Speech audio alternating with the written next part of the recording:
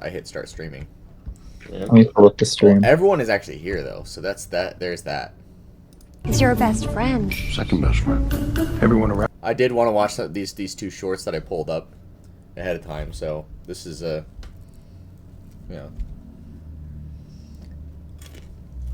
my mother. Y'all do. Gamora. Gamora isn't dead. She is to us. You want his argument? You've never even gone to see if he's okay. He could still be alive. My grandpa? He'd be like 90-something years old. So he could still be alive. People on Earth die when they're like 50. They die when they're 50? I don't know, something like that. What's even the point of being born? Exactly. Are you about to die? Swords, spells, I'm not 50. other things. You are upset because so many of the people you care about have left you. Vocal But you also left warm-ups. someone. La la la la And la maybe I la. wanted a Zargnut. It's too late. Oh, that's it. He sounds like Gru. That's what that coincidence. Like for the last few sections. I am. He's your best friend. I would cast rebel Oh, maidens fucking upon thee. But We I are see going to see another the wizard moon. has beat me to it. No, he's not exactly like it. No. Creed going on a bender to steal the. You know, that's how he gets back at Char. It's like, fine, you don't want to worship your god, and that shit over. Okay. All right. We are live. Man. Let's go ahead and do a recap real quick. And all right, so I guess we'll just go ahead and do the recap right now. Continuing through the rest of the mine, the party engages in battle with the last guards, one of which escapes a zone of silence that Shu casts. He calls out to Darvis to flee, so the party follows to prevent this. As the battle intensifies, assassins come out and attempt to strike down people in the way between them and Darvis. As a near death, they speak the words Ignis Oblaut and erupt in a fireball, killing Shu and incapacitating Darvis. Gloom is nearly killed and has PTSD. Shu is resurrected with Fey magic, which he offered his hammer to, and Char is able to stabilize Darvis. When they wake Darvis up, they learn several things about the artifacts he has stored in a secure location, that he was tricked by a loyalist operative. Under the duress of some unknown contract, he was forbidden from saying some things. The artifacts he was smuggling were all infernal, and the one from Nessus was the most dangerous one. He reveals that he knows Xertus, Balo, and Lord Morningsong as members of the Circlet of Harrow. He also tells of a blood genasi being transported. He also accidentally lets slip the name The Scythe. He struggles in agony as his body begins to blacken, and he is able to escape death because Char uses Spare the Dying on him. The party contemplates how to smuggle Darvis out without tipping off Setheric. Corathena and Lavender take an opportunity to find more of the Fey runes within the mine, one of which stops time until the silence is broken, and another which takes a secret in exchange for a secret passageway. When they investigate the passageway that opens, they see it's next to the one that Char had created with supernatural aid.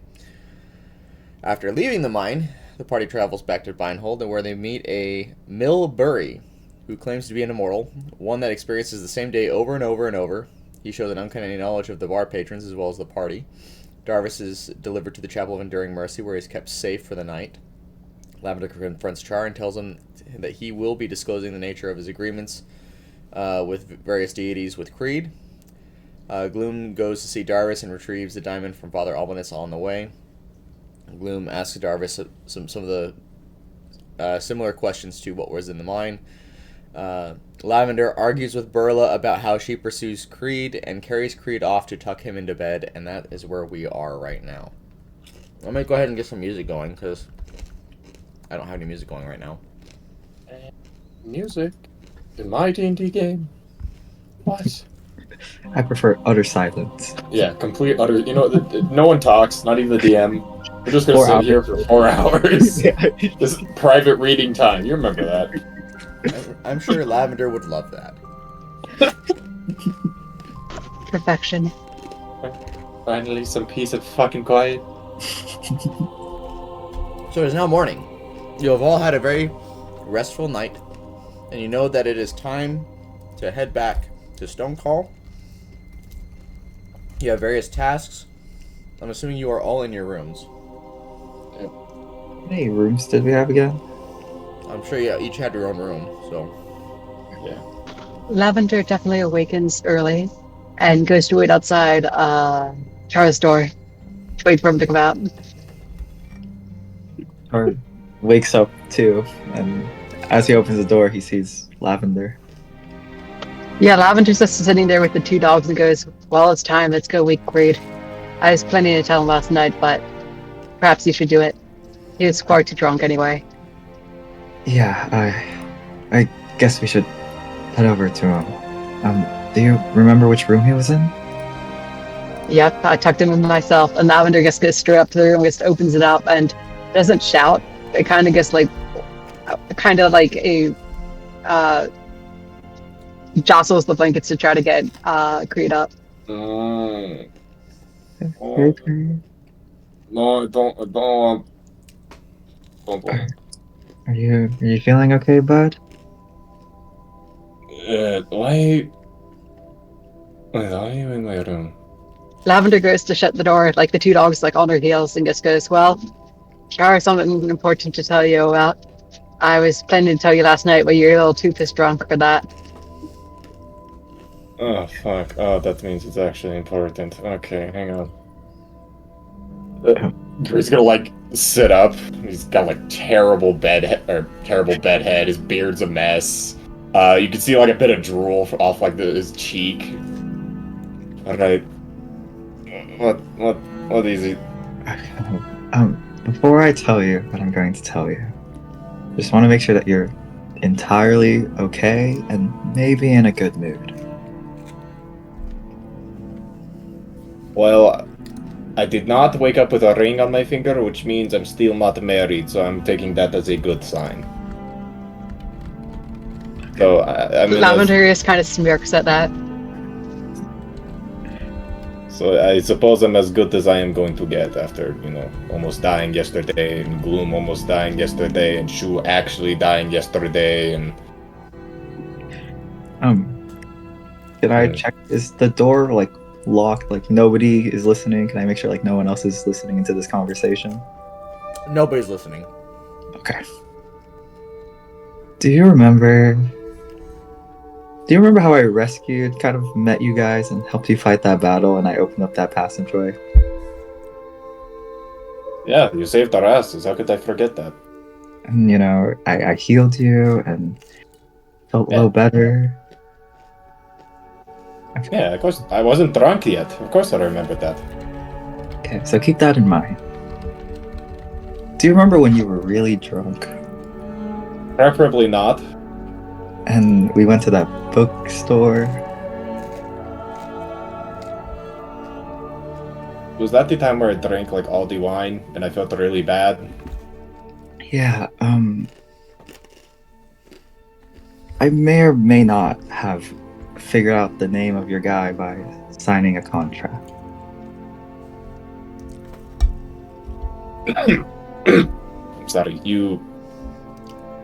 the name of my... Are you talking about the name that was written on the walls in my room?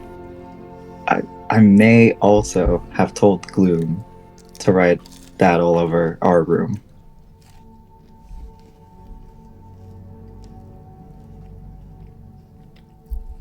What would you...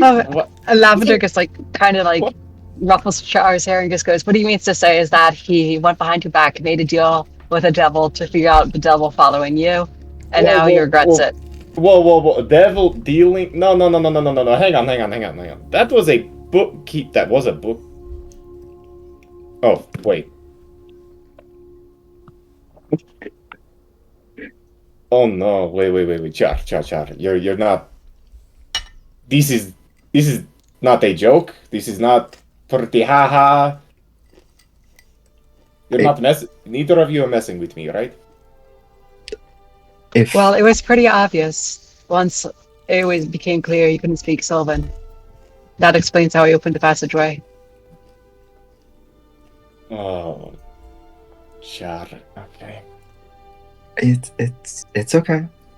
I didn't give up too much, and Lavender persuaded me that maybe you should be the one to know. Okay. Fuck, okay, I didn't think I needed to get drunk this early, but we'll get to that later. This contract that you signed, what did it entail?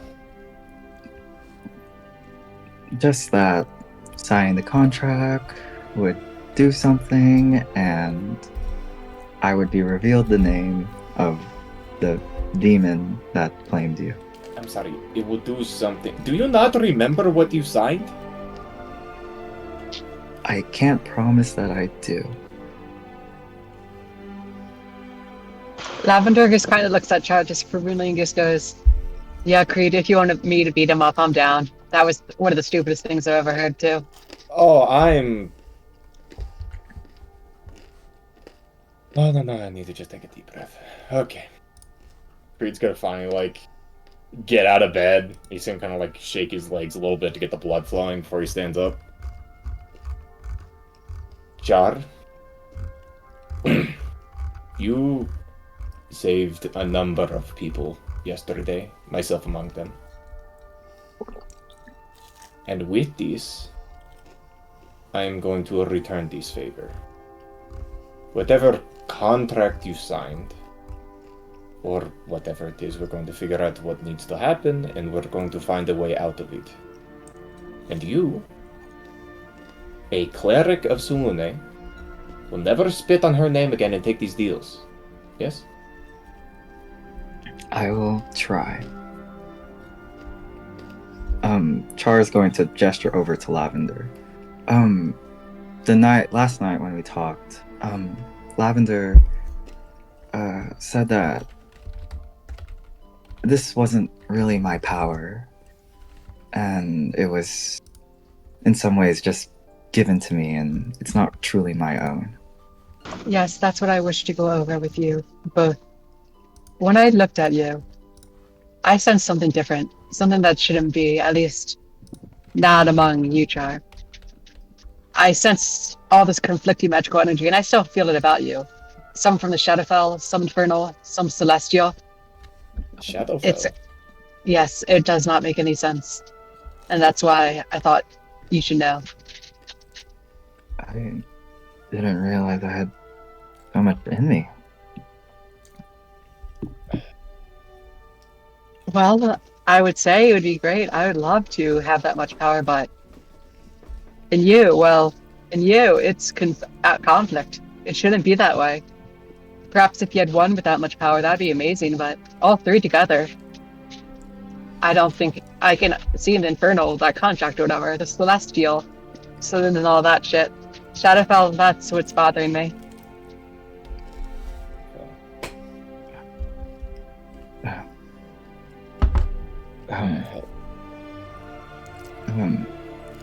Char kind of like pauses for a second and lets himself kind of not dissociate for a quick second.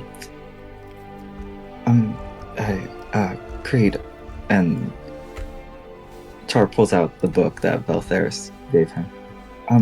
Since we're kind of on the same page now, maybe you could take a look at this and tell me if there's anything we could learn from it. Creed will take the book and kind of just eye the cover for a second before he looks back at you, Char. Okay. Definitely a lot to take in.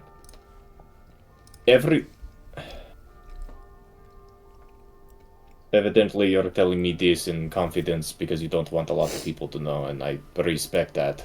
That being said, I suggest we speak to Father Albanus about it. He might know something that might help us. I know religion, I know the gods, and I know devils. Shadowfell is a little out of my territory. I can do my best to research, but...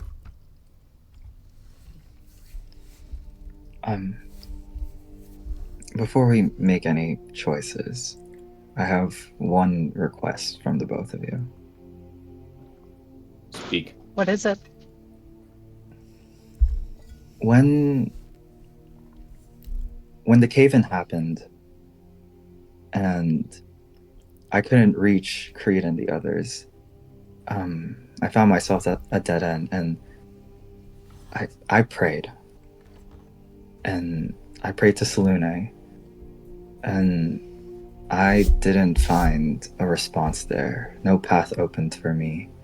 No way to get to you guys and help you guys. But I also spoke to the person I made this contract with. He called himself the Prince of Hell. And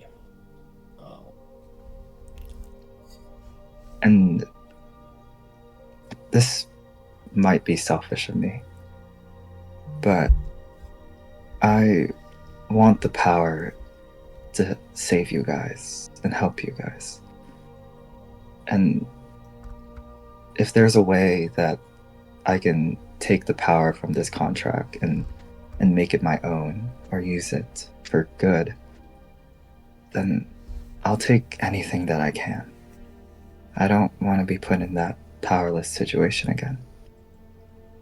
Lavender kind of just gently smiles to that and goes, well, first things first. Why would you expect the gods to answer? I never did. But as to your power, I agree with that.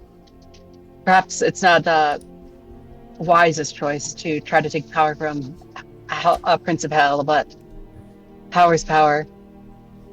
I guess do your best so you don't get caught up in it. I'll be there to help, but you must be able to control it yourself. But you must make sure you don't just become a fool to it. I chase power, that is true, but in my pursuit. And Lavender just kind of looks down at her burns. I've made mistakes. I've made errors, and I've paid the price. I don't want you to pay an even bigger one. I'll keep that in mind, Miss Lavender. I hope it's not overstepping, Creed. You made a deal with a Prince of Hell, Char. That's a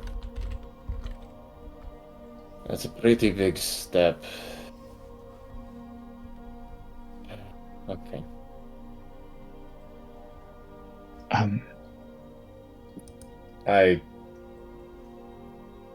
I understand where your head is at. I've considered such things, I admit it, but it's a dangerous game. It is a very dangerous game, one that I can't choose to endorse. I know I can't control you, I cannot command you to do anything, but I can highly recommend we go to the church together and you repent. It might help reconcile with Selune, maybe. It might help find us a way out of this contract. Playing with a devil's power is evil. Regardless of how you get it.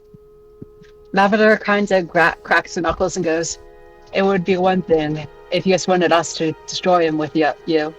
I'd be down for that, although I think we're still far too weak, but to try to just play with him, he'll just become another pawn. You have to take it all or nothing. No in-betweens. I think Lavender might be right about that. If we can somehow, by some God-given miracle, get the abilities to take down the devil or a demon, I would not imagine a better fate to befall someone like me doing that.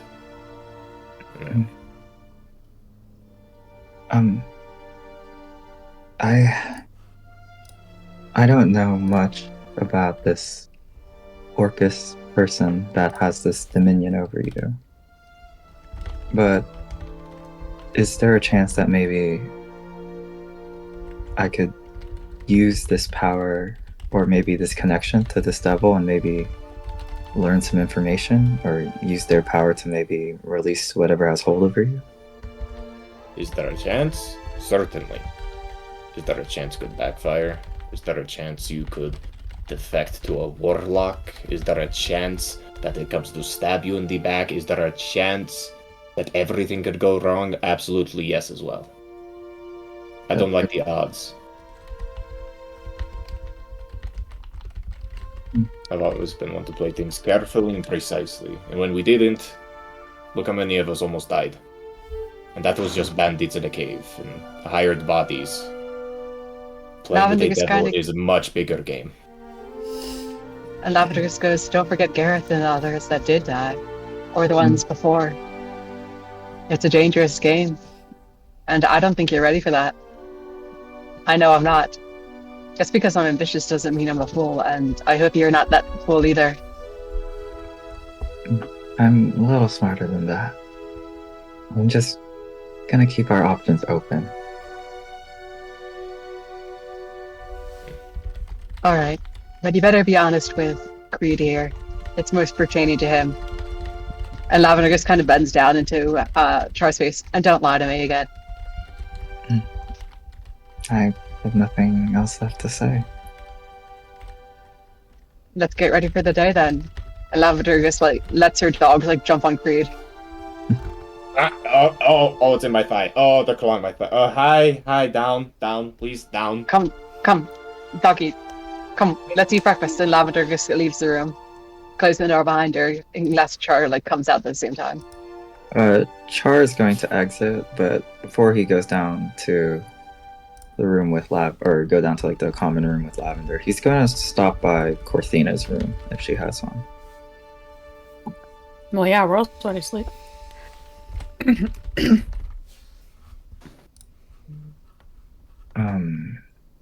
He's going to knock, and he's going to say, are you awake, Corthina?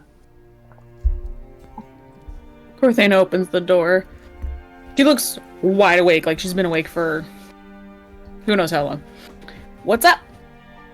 Hi, do you mind if I come in? Sure. Or is Steps gonna back and lets you in. She's going to close the door. Is there anybody that could be listening on this conversation? I mean, there's a very hungover Creed making his way down the hall, but I don't imagine you need to worry about him. I'm not going to be imposing anything. This is going to be a fairly longer session with everything that's going to happen. So I'm not trying to impose anything unnecessary. Okay. I just wanted to apologize for lying to you yesterday about knowing Sylvan and lying about everything that I've lied about so far. Okay. She just stands there and stares at you, just shrugs. Okay. I don't know if everybody's been really on my butt about it, so... Yeah, because lying sucks. And people who lie suck. Jeez, I mean, Salune, and... Yeah. Don't bring Salune into this, mister. Don't. I don't want to hear Salune. No. You lie. You lied, and that's a problem. And if I catch you lying again, I'm gonna do something.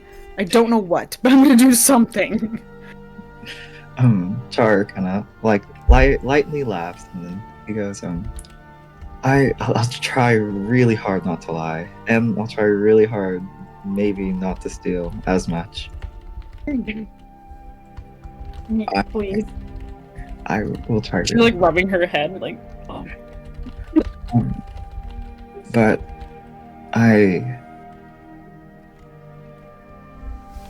yesterday when we were in the caves, I saw you out there, and you were on the front lines, and you were protecting our friends, and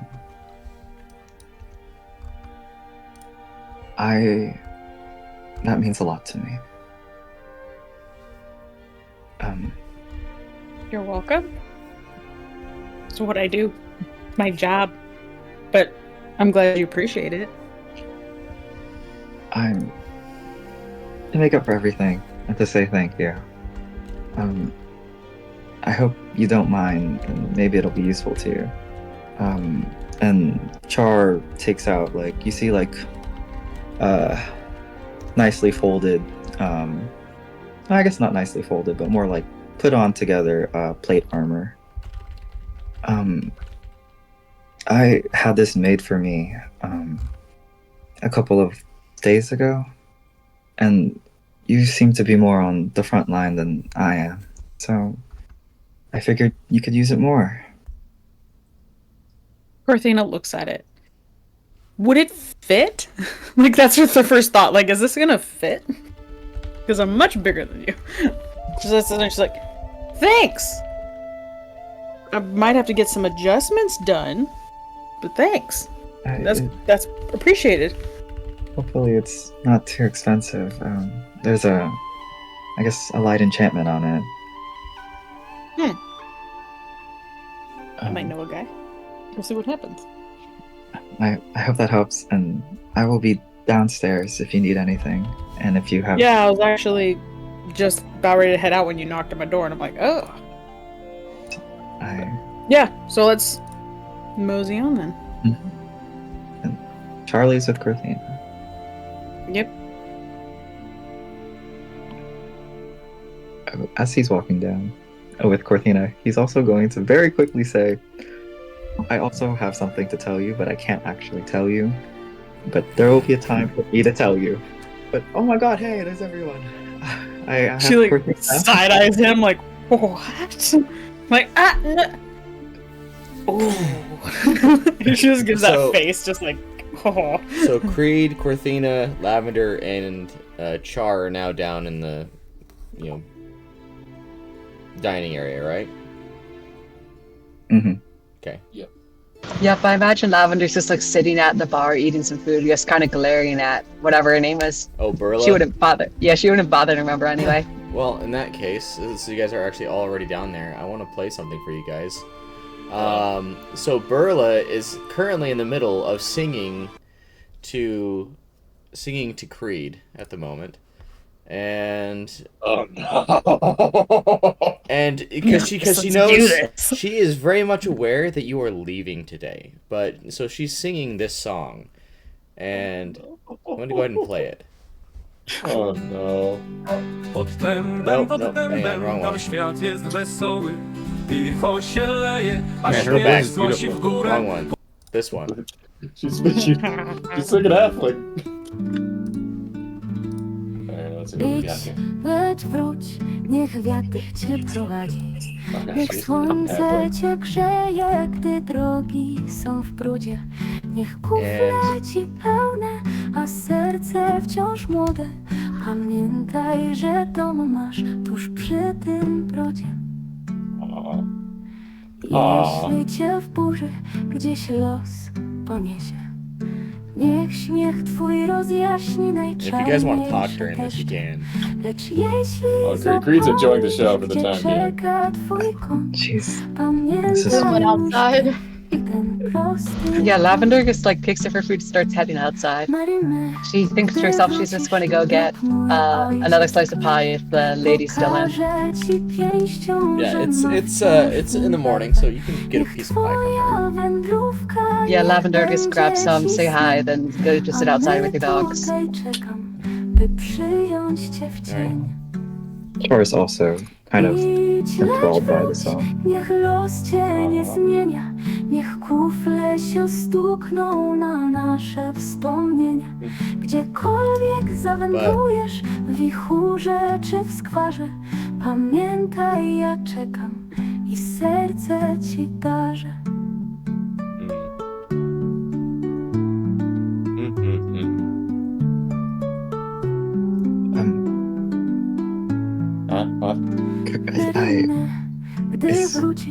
Is this, you said you didn't want to get married yesterday. Is this the girl? Yeah. Yeah. Yeah, it's long story out. It's a really beautiful song. Yeah, it definitely is. Niech kufle się stukną na nasze wspomnienia.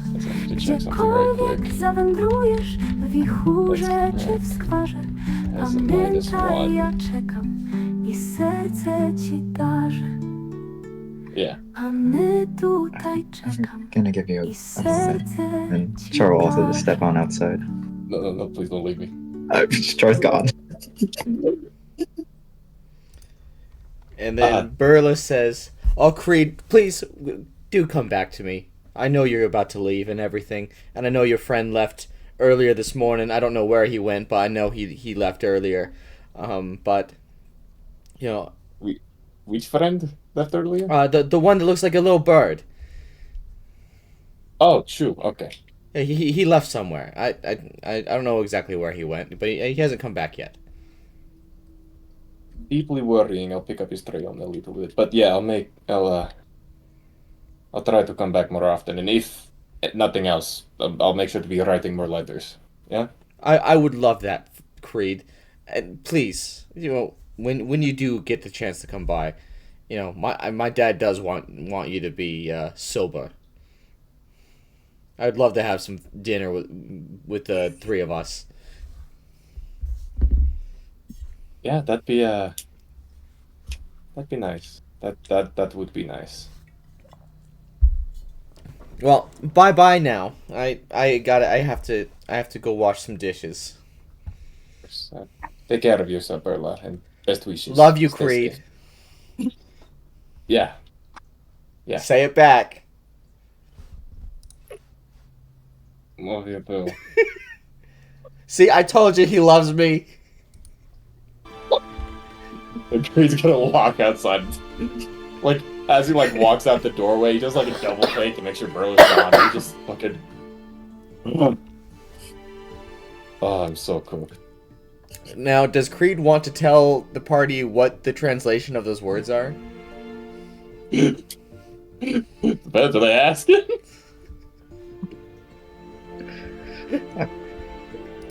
Yeah. Unless somebody asks, Creed's immediately just kind of stuffing his hands in his pocket and trying to look as inconspicuous as he can with a 9 in charisma.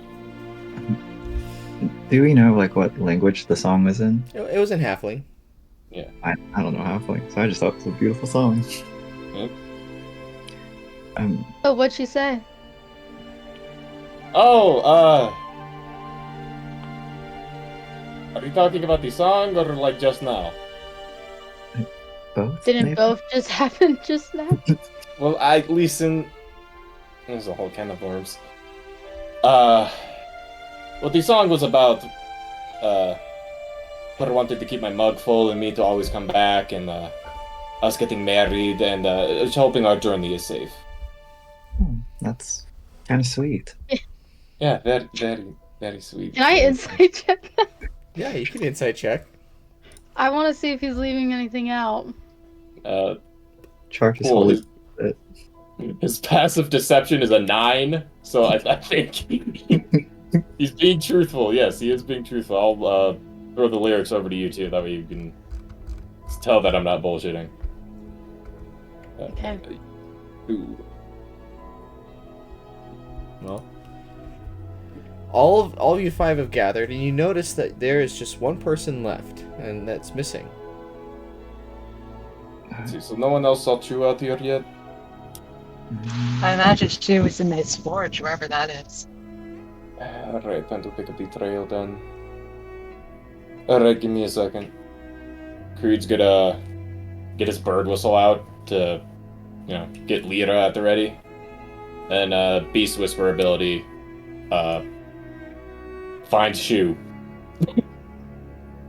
Okay. Let's see, would I have to roll survival? Do I get any advantage since the bird's helping? Yada yada yada.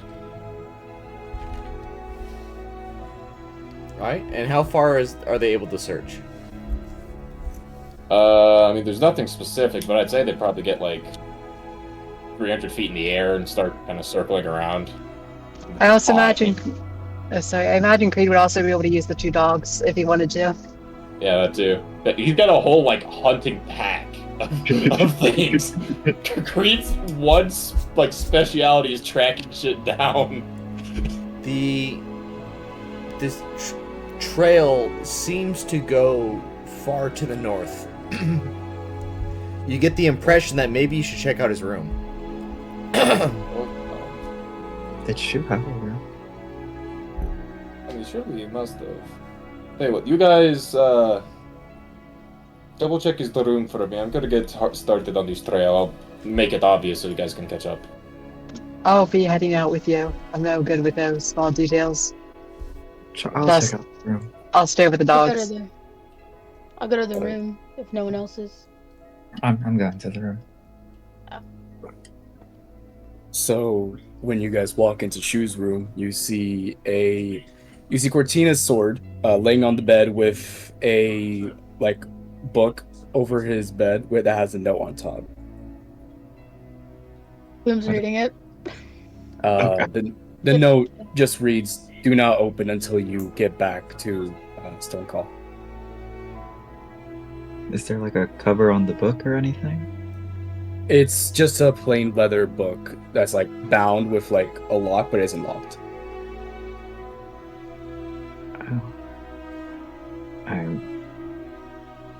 Char will hold on to the book.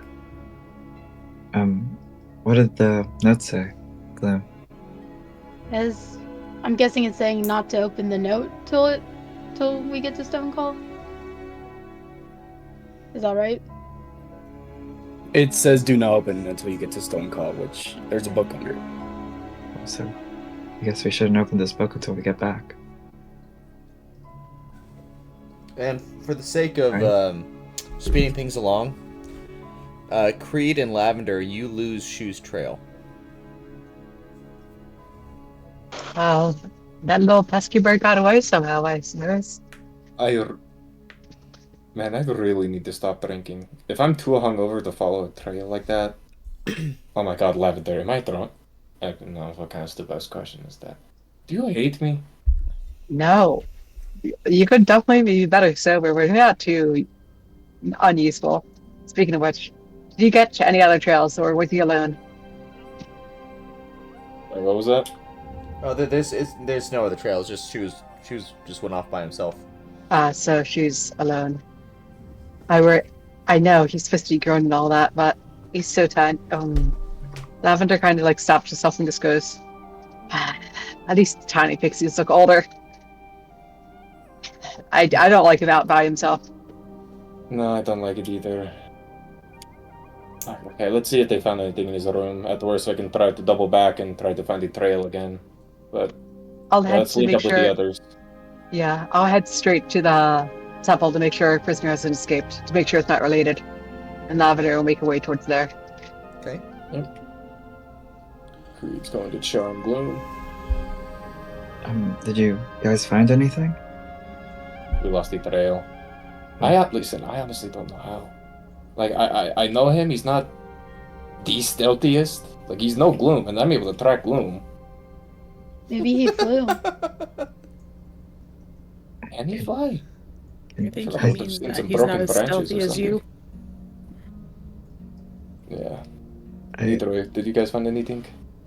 Yeah, we found this book, and Char's gonna hand him over the book. He said not to open it until we get back to the phone call. Yeah, Creed was already halfway, opening it before he just kind of clamps it shut again. There's also a sword for Cortina. Oh shit. Hey! It's her normal. Her normal sword, just very well polished, and there is some language engraved onto the side of the blade.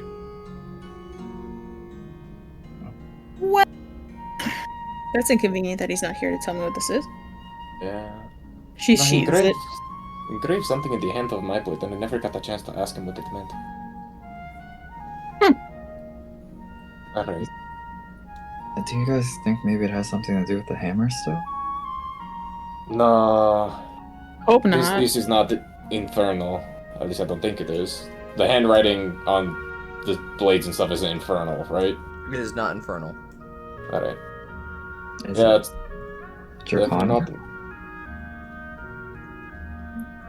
Is it a language any of us understand, or I can believe we it's in check? Goblin. Okay, It is in then fact never in mind. Goblin. Nope, no goblin here. Wouldn't have gone that. Where did Lavender go? She went to the church. She's checking in on our prisoner. Which, speaking of, you're going there, and you're going to repent. Remember that. When are we gonna head out to Stonecall? When are we heading back? Oh, it will only be within probably within the hour. I'd imagine. Okay. Then I will go prep up the horses and the carriage and all that fun stuff.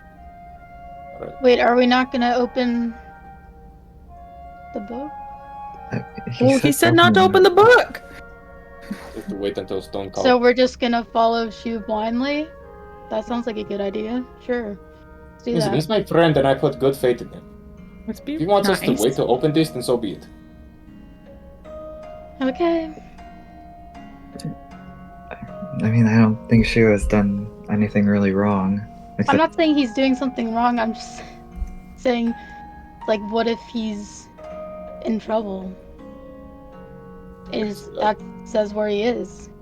Oh, that's We don't know where he is. Be worried. Oh, now you're gonna be worried. This isn't fair. You have a point. Oh god, what if it's a suicide note? Oh fuck, what if it's a suicide note? Merc! I doubt it's that. I think it'll be okay. I think he's a little too paranoid now. Maybe we should pray? You know, that is exactly what we are going to do, Char.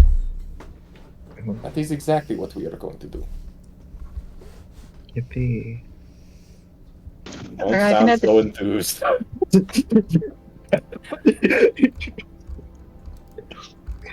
Arriving at the church, would Lavender see anything out of place? Nope. Everything is exactly where it needs to be. Darvis She's just is- gonna go say Yeah, hello Darvis to is still in Jarvis. the- yeah, Darvis is still in the little shed, so he's just waiting for you to come get him. Hey Jarvis, how you doing? My name's Darvis. Darvis? I mean, I guess Yeah. it could be better, it could be worse. All things considered, I guess I'm alive. That's definitely something. Hey. And by the way, what happened to the two guards? Did they just disappear? I meant, surely they're still there. Yeah, they're still there. I'd hope so. Lavender's just gonna say hi to Duty and just go, hey, dude. Duty. Some blow, right? That's Sir Duty to you. Lavender just kind of salutes kind of comically and just goes, Sir Duty. I didn't know you were a knight, but alright. He chuckles. It's like, when are you guys leaving today? You leaving right now? Yeah. Don't try anything, you know how it'll go, but otherwise we'll just try to keep you safe. Well, let me know when you want them. I can take down these charms whenever you're ready to leave. Charms? Yeah, to prevent him from escaping. Oh, wait. I'm thinking we're talking to the tied up guard that got knocked out by Lavender. Not the guard guarding the dude. Oh. Hey guards.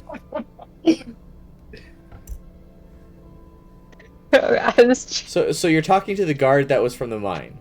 Yeah, the dude that was knocked out because he was like, Lavender's like, your duty, your life, and he goes, my life. And Lavender just assumes that means he wants to preserve it. It's like, well, you haven't killed him, so, you know. Yeah, well. But from talking to him, Lavender- it sounds like there was never help coming anyway, so I guess you did us a Yeah. favor. Lavender like nods and goes, I look forward to your growth. I'm sure you'll all be fine. And then Lavender turns and just goes, I'll be back when it's time. Don't go anywhere. Like, obviously as a joke, and then Lavender heads back to the church to wait for the others. And Darvis goes, ha, ha, ha.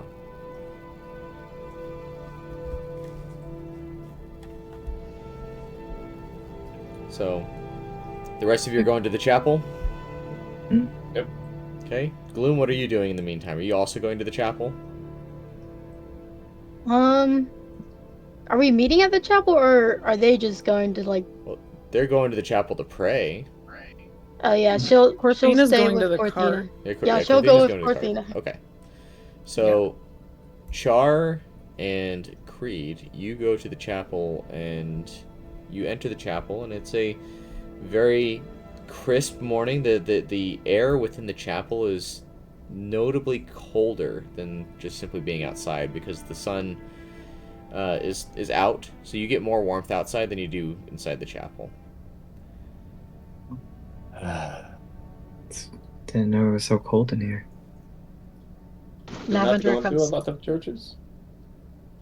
I mean, mine were always kind of warm.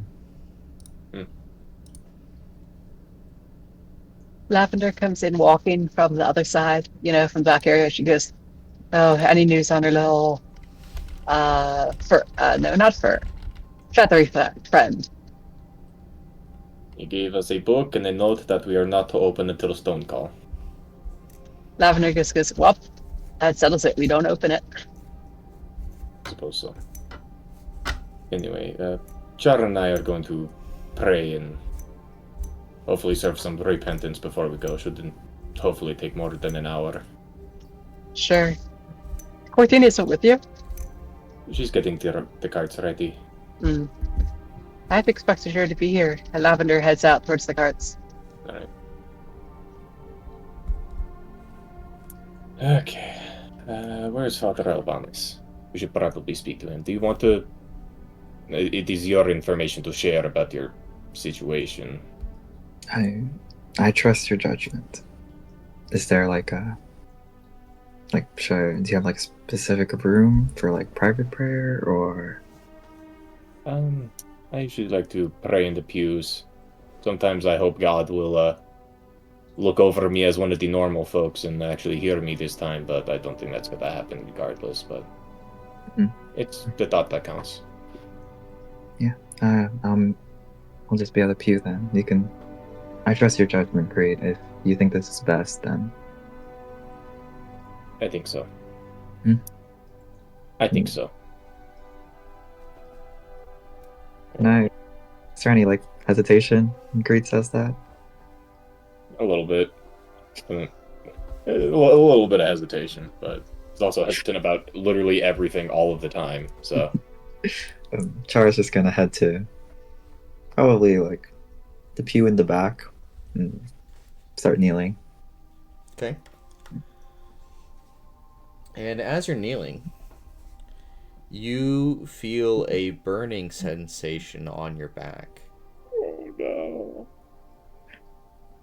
And it becomes to slowly become more painful as you're praying, to the point where you are in agony. Char is just going to immediately stand up. Okay. And as you stop praying, the pain, kind of begins to subside, but then it just intensifies and gets significantly worse. Is there a bathroom here? But Creed, I imagine you're nearby and you see this happening, and you see that the back of his shirt is glowing, a red color. Oh no. Okay. Creed's gonna immediately come up behind Char and just kind of start ushering him to a private corner. Yeah. Ow. Yeah. Quit moving. Understatement of the century. Quit. Ow. Ow. Creed is wide-eyed, staring at your back. It looks as though you have been branded. I just... My back really hurts. Yeah. I mean, this is not my normal, Salune prayer place. Is this an Ilmater thing? No, it should give me a second. Creed's opening up his Bible. I'm immediately doing a religion check. Okay. What is that? What is that thing? And I'm going to guidance myself for an extra D4 on top of it. Okay. So, +6. And then I get a +5 for 25, and then guidance. Just guidance. Get to roll a D4. 25, 27 total. What am I looking at? It appears to be a mark of the Infernal. Whatever deal he made with whatever devil he made it with, this is their mark. And I don't know which one. I don't know which one. Okay, question. Is it I don't know which one as in like I've never seen it before, or I don't know which one as in this is just like a very general marking that could apply to multiple things? You have never seen it before, so it's not something you have seen or read about. We're talking to Albanus right now. It really hurts. Yes, Can we talk outside? The church is... Oh, God. Okay, fine. Creed will walk him outside and sit him, like, on the front steps. Alright, now don't move. No running off like Shu, okay? I'll be back in a second. I don't think I could. Albanus! Albanus! Creed, calm down. It's too early in the morning for your drunken antics. No, I'm not drunk this time. I'm just hungover. Look. I'm being 100% serious. My friend needs help outside. What's wrong? He started praying, and I got about 10 feet away, and his back started burning. It's like a cattle prod. All right, show me. And he follows you. And as he sees this, he kind of... His eyes become wide. It's just... Who all has seen this? Has anyone else seen this? Me, you, and was there no one else in the church? Covered up immediately. Yeah. It'll like take off his overcoat and just drape it. What is it? I haven't seen it. It just hurt. You sold your soul, boy. You sold your soul? I thought it was just a contract. I signed it. Did you sell your soul? Answer me. Not all of it. What do you mean, not all of it? You're so lucky Corthina's in here. It's not... Selling a portion of your soul as if it was that simple. It didn't seem like it had very heavy consequences at the time. It didn't seem like it had very heavy consequences. What the hell were you thinking? Oh, man. Is the pain alleviated that we're out of the church, or is it still like, it's slowly subsiding. Okay. I'm gonna need to do some research. I'm going to be in contact with you. Do you have a sending stone, or? I'm going to give the sending stone to Creed. Thank you, Father. But I'm going to pray for your soul. Whichever deity, whichever devil has its claws within you, it's not a light one. Creed's gonna like look down at Char and look back at Albanus and be like, "Should I tell him? Should I?" Char just looks at him. Wink, wink, nudge, nudge. I think let's keep this under wraps, you know. How is he going to help us if he doesn't know the situation? Yes, sir. Get your friend out of here, now.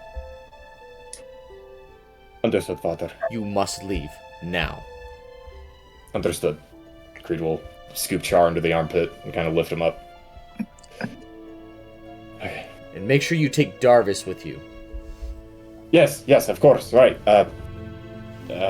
Stay right here, Char. And Creed will go back, get Darvis and the two other guards we have hostages, and start walking all of them to the car. And as you're leaving, I will send more information as I go. Peace be upon you, but get him out of here. Of course. Blessings be upon you.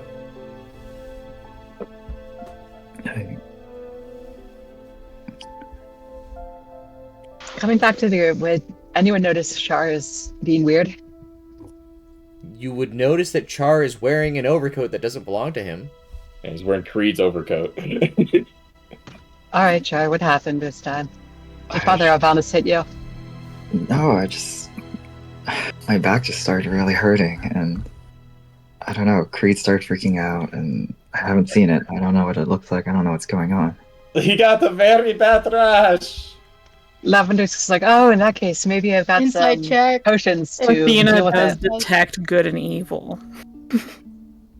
All right, are you gonna cast Detect Good and Evil? Yeah. Okay.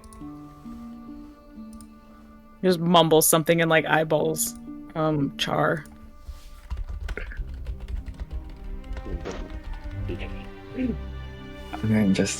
I'm feeling a little better.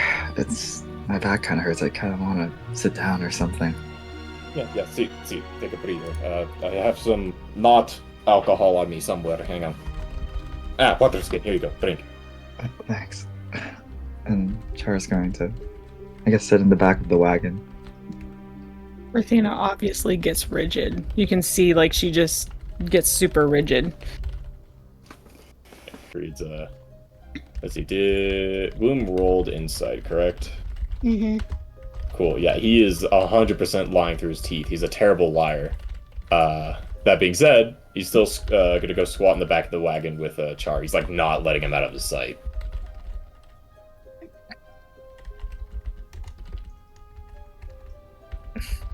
Didn't really notice anything wrong aside from the fact there's rash that she's like pestering Char. Char, if you want me to do anything about that, I can make us a potion or two. I've got a bunch of flowers. That'd be nice. Char's gonna look at Creed. He doesn't know what's going on. It's gonna take a lot more than that. Athena looks at Definitely Lavender. not a rash. What is it?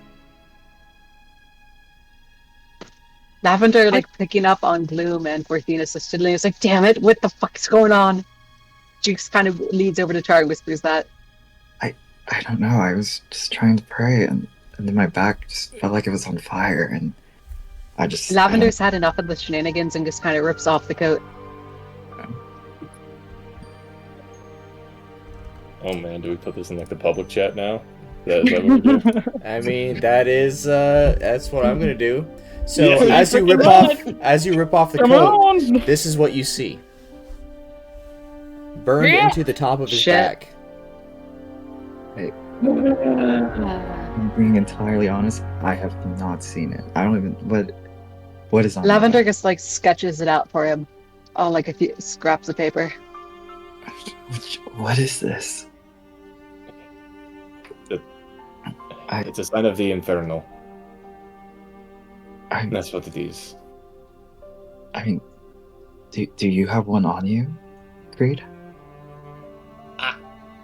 I don't know, but I also don't start burning up when I'm at church. I mean, I don't know. I can't see my back. Hang on, just give me a second. He's gonna like lift the back of his shirt. Does he have one? I can't. No, you don't. Okay, I was like, yeah, this is new to me.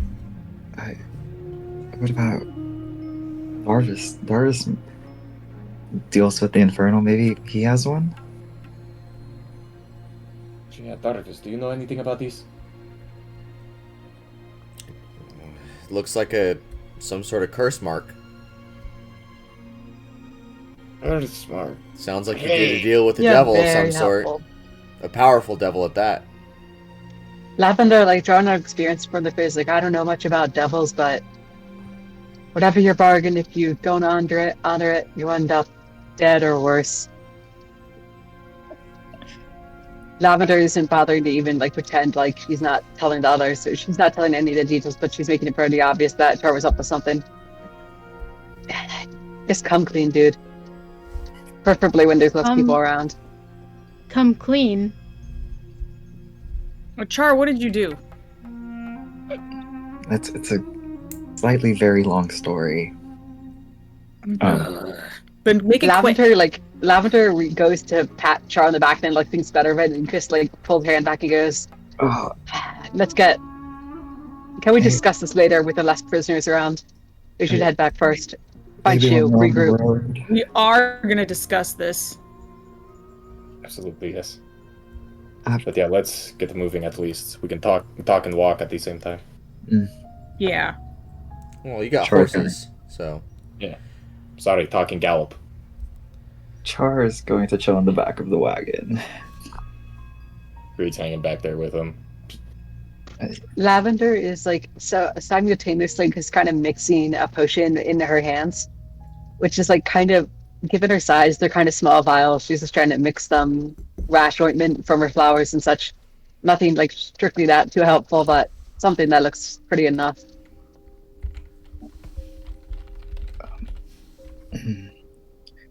Okay, who's driving the horses? That's an excellent question. Fine, I'll be checking in on you every like 10 minutes though. And Creed's gonna like hop out of the wagon and start with the horses. Parthena's gonna just drive the wagon. Yeah. Creed will be like scouting up ahead, coming back every hour or so, just to make sure, nothing's happening. Char. Halfway through the journey, Lavender just like pops her head into the carriage. She's like leaning down off her horse and she's holding out a little vial towards Char. She just goes, "Try this." And just for the sake of clarity, it's literally just a potion, like a standard alchemical one, but does nothing, would do nothing to help whatever that is. Threw a bunch of ingredients together and hoped it worked. Char is Probably would have if it was a normal burn. gonna take a swig of it. Okay, make a constitution What? No, saving throw for me. don't. Lavender just like Lavender doesn't scream, but she looks startled. She goes, "You're supposed to pour it down your back." Oh. So you already drank some of it. Let's go. Oh god! You said it was a potion. There's no instructions. There needs to be instructions attached to these. Instructions unclear. Is this FDA approved? Signed a Worse contract than with I the thought. devil. Yeah, God. Is this a con save? Is that what I'm Con hearing? save. Oh no. Oh, please speak. Nat 20 plus 3. Damn, okay. It's just extraordinarily bitter to the taste. I don't think I was supposed to drink this. Lavender just kind of like gets back onto her horse and just goes, "What did I expect? You signed something without reading the fine details, and now you just drink a potion? I guess that was without asking. Damn." And she's just going to get back on her horse and ride ahead. Good point. We drink our healing potions. Oh. And then he's going to... Char kind of dozes off when he's in the back. Well, Gloom's in there in the wagon because Gloom wants to know what's going on. She's not waiting. Oh.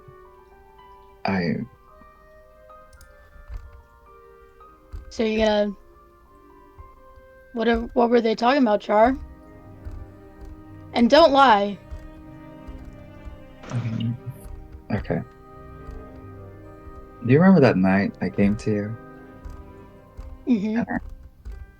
Well, I figured out that because Creed and I went to a bookkeeper, and I may or may not have signed away a fragment of my soul in return for that name that you inscribed all over Creed's room. Okay. Yeah. And when I opened up that passageway, when the cave-in happened, I heard a voice.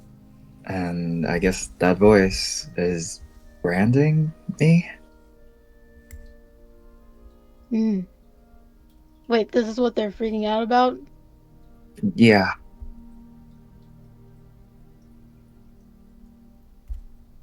And did I hear Creed say it was infernal or whatever? The branding? Yeah, Creed said it was the infernal sigil. You know, Char. I know they're probably gonna be worried about your health, I guess, or what this means, but we could use this. I said the same thing. Especially after what Darvis told us. He said there's a hell gate, infernal items, more hell stuff. I figured that when I opened up that passageway, it wasn't Selune who opened that path. It was this Prince of Hell that spoke to me, and I figured if there was a way we could use this to help us, then we could maybe turn this to our advantage. Hopefully with not as much pain, but... Yeah, I mean, doesn't seem like you're gonna get out of it anytime soon.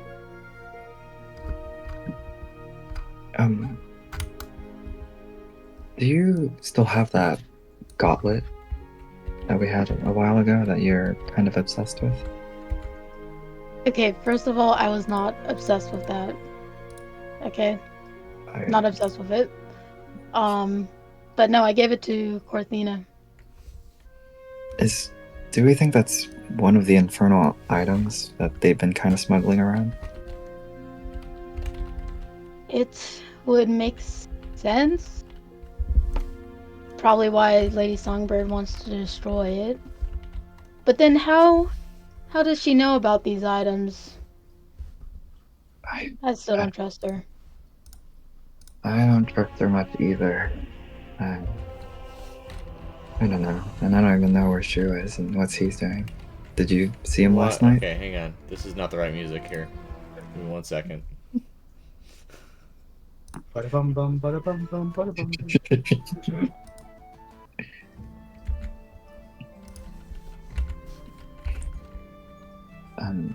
Yeah, did you see Shu?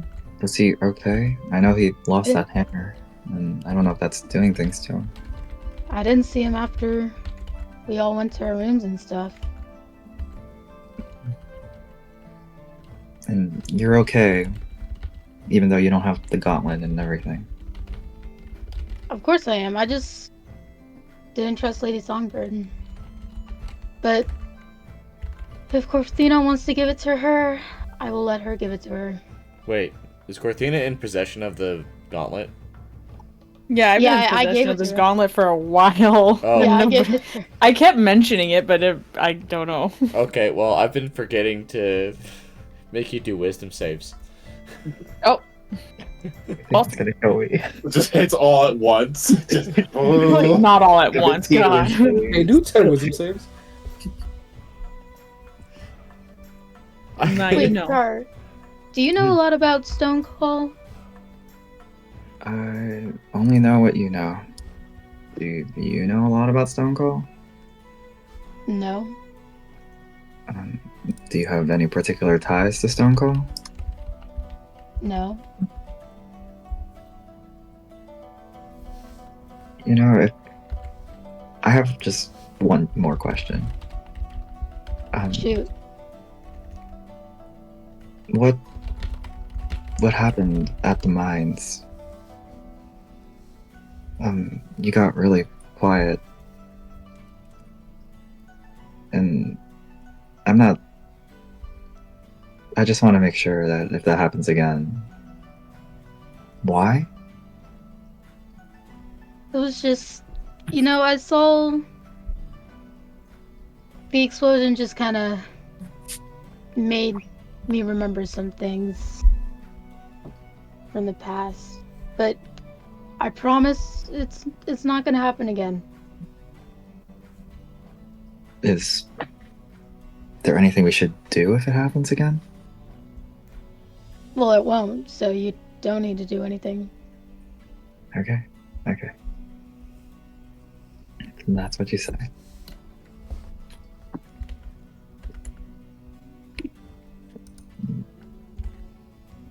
Is there anything else you want to ask? I mean, now you told me what was going on. That's all I wanted to know. Okay, then I'm gonna go get some sleep. Go ahead. And Char dozes off. While he dozes off, can I? Does he have like stuff on him? Can I go through that? God damn it, go! You're gonna loot Char? I don't want to loot him. I wanted. I don't know. After that, I don't think Bloom fully trusts him anymore. I Okay. think she wants to Roll a check sleight his of hand. stuff. At advantage. Let's go. Where's sleight of hand? At advantage? At advantage. 2 and a 3. Oh, well, that's not a 2 or a 3. 20. Okay, yeah, you're able to look through all of his belongings, and is there anything notable on you Char? I have the Tome of Illusion. I have the shield Shu gave me. Holy Symbol. I have a Potion of Invisibility. I have the small spiral-shaped silver charm casing a tiny silver egg. Don't you still have the Potion of Truth? I have Truth Serum with 5 doses in it. I have the Twilight Lantern. I have a Scroll of Dispel Magic and a Scroll of Lesser Restoration, and I think I have 1 Smoke Bomb. Yay. Oh, and my Cloak of Disguise Self.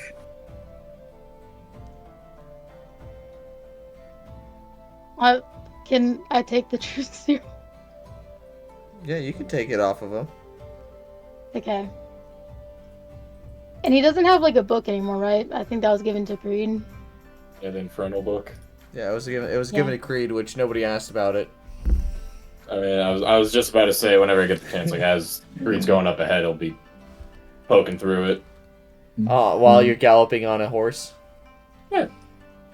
The Truth Serum has 5 doses in it, just so you know. Okay, and I'm kind of blanked for a little. There's no like writing or anything that he's holding on to? Not anything like I've written in. Okay. Then I'm just gonna take the Truth Serum. And then, wait.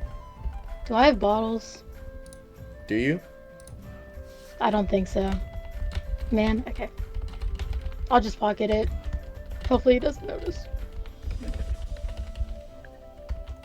I also have 1 Potion of Healing, if you want to steal that. No, she just wants the Truth Serum. And I'm sleeping.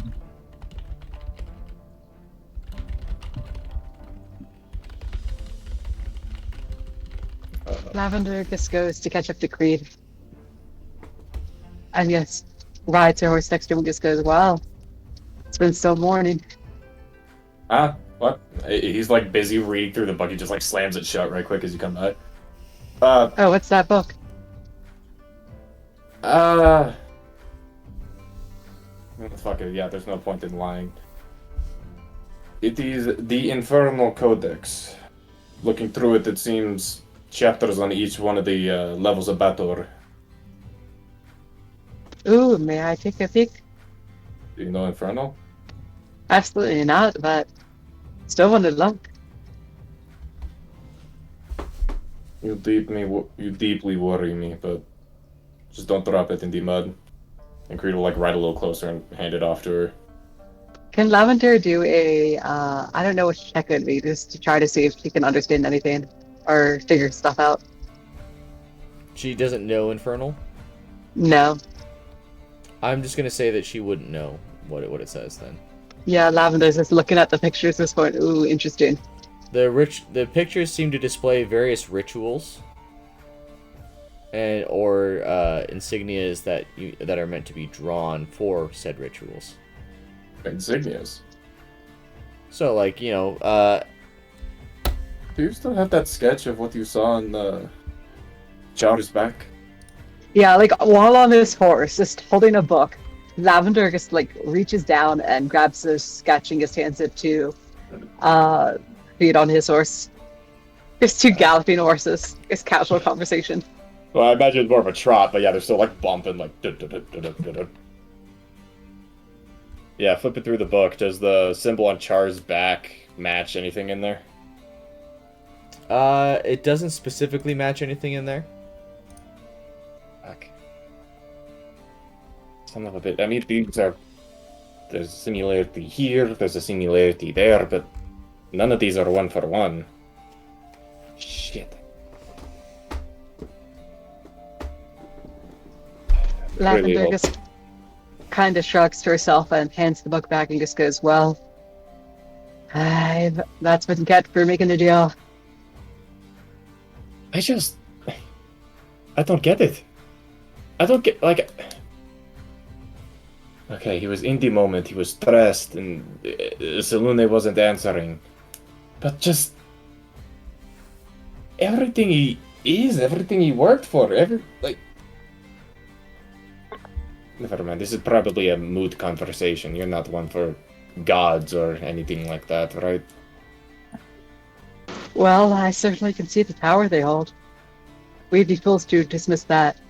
I've seen hidden closed wounds, same with you. Orthene especially.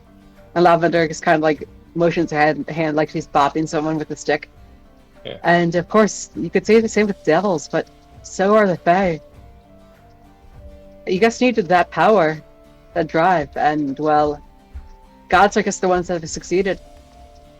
And Lavender is kind of like smiling to herself and just kind of like smiling, just kind of cruelly, and she kind of goes, "One day I'll be like them." It was foolish to Char, but I cannot deny his ambition, even if it was a fool's errand. If I may ask, and I certainly don't intend to be as rude as I'm probably going to sound, but what is your obsession with power? I'm not sure I fully understand. I understand, wanting to become more powerful to maybe protect something, but you're just in it to become bigger. Lavender, at that, she kind of looks a little perplexed. Like half as in, what's her question is, and half in she doesn't know the answer. She just kind of goes, well, I guess when it's in peace and quiet, and for nobody to be able to take that away from me. I certainly could get the quiet now, and I certainly would have wanted that, but it'd be kind of pointless if any old busybody could interrupt me.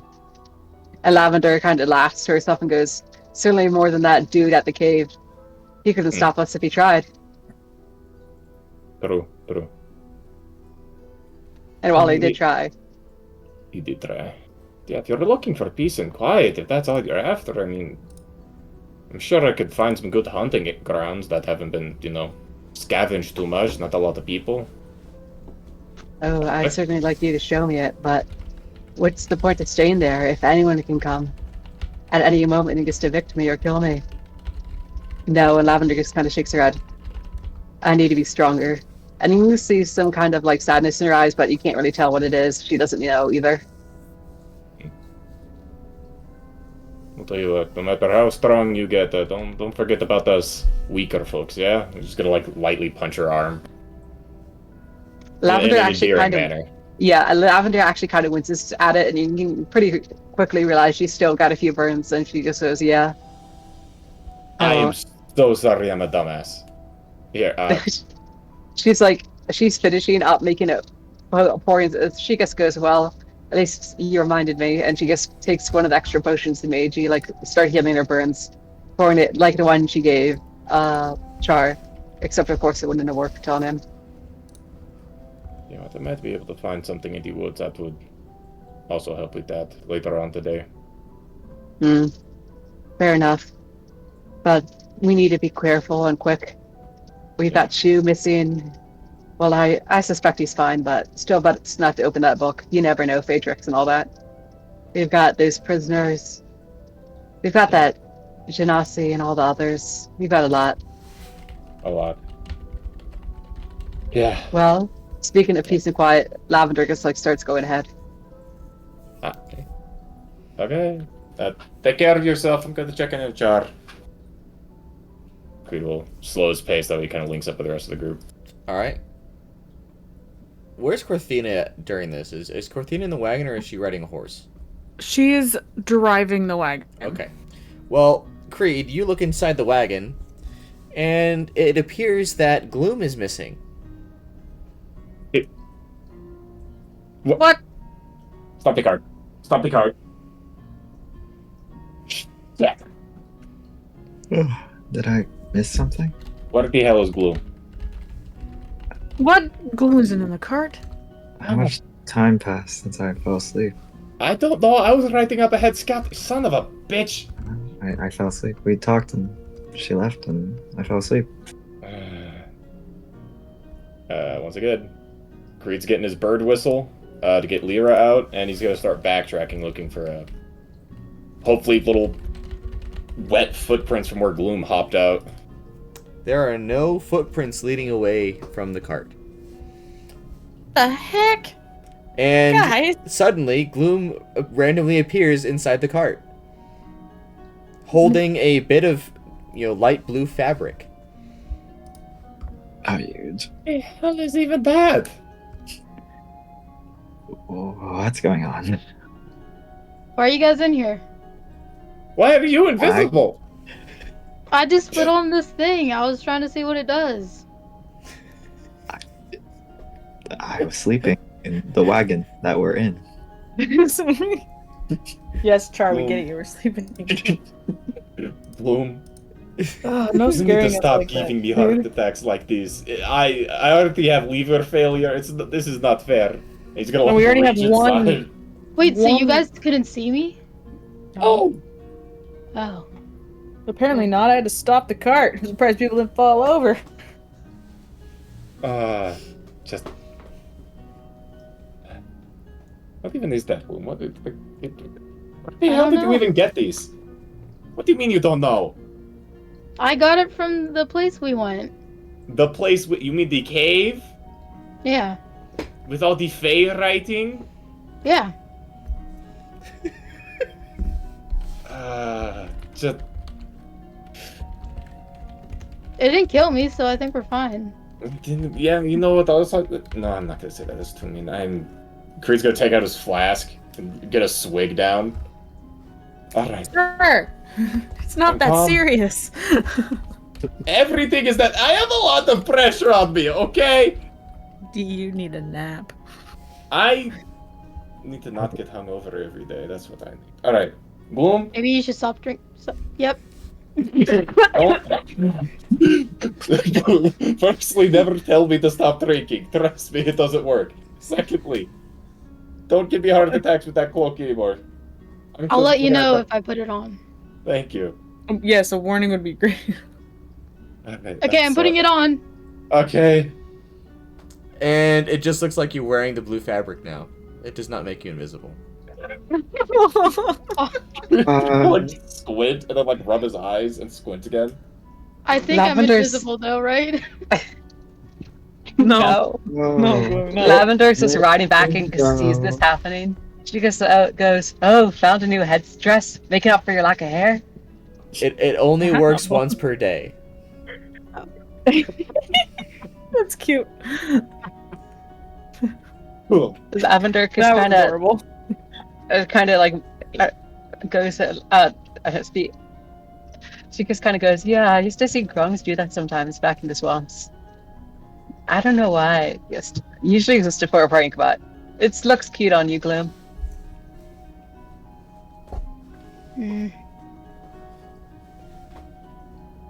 Let's keep going. Why are we stopping? Let's go. Let's go. Right.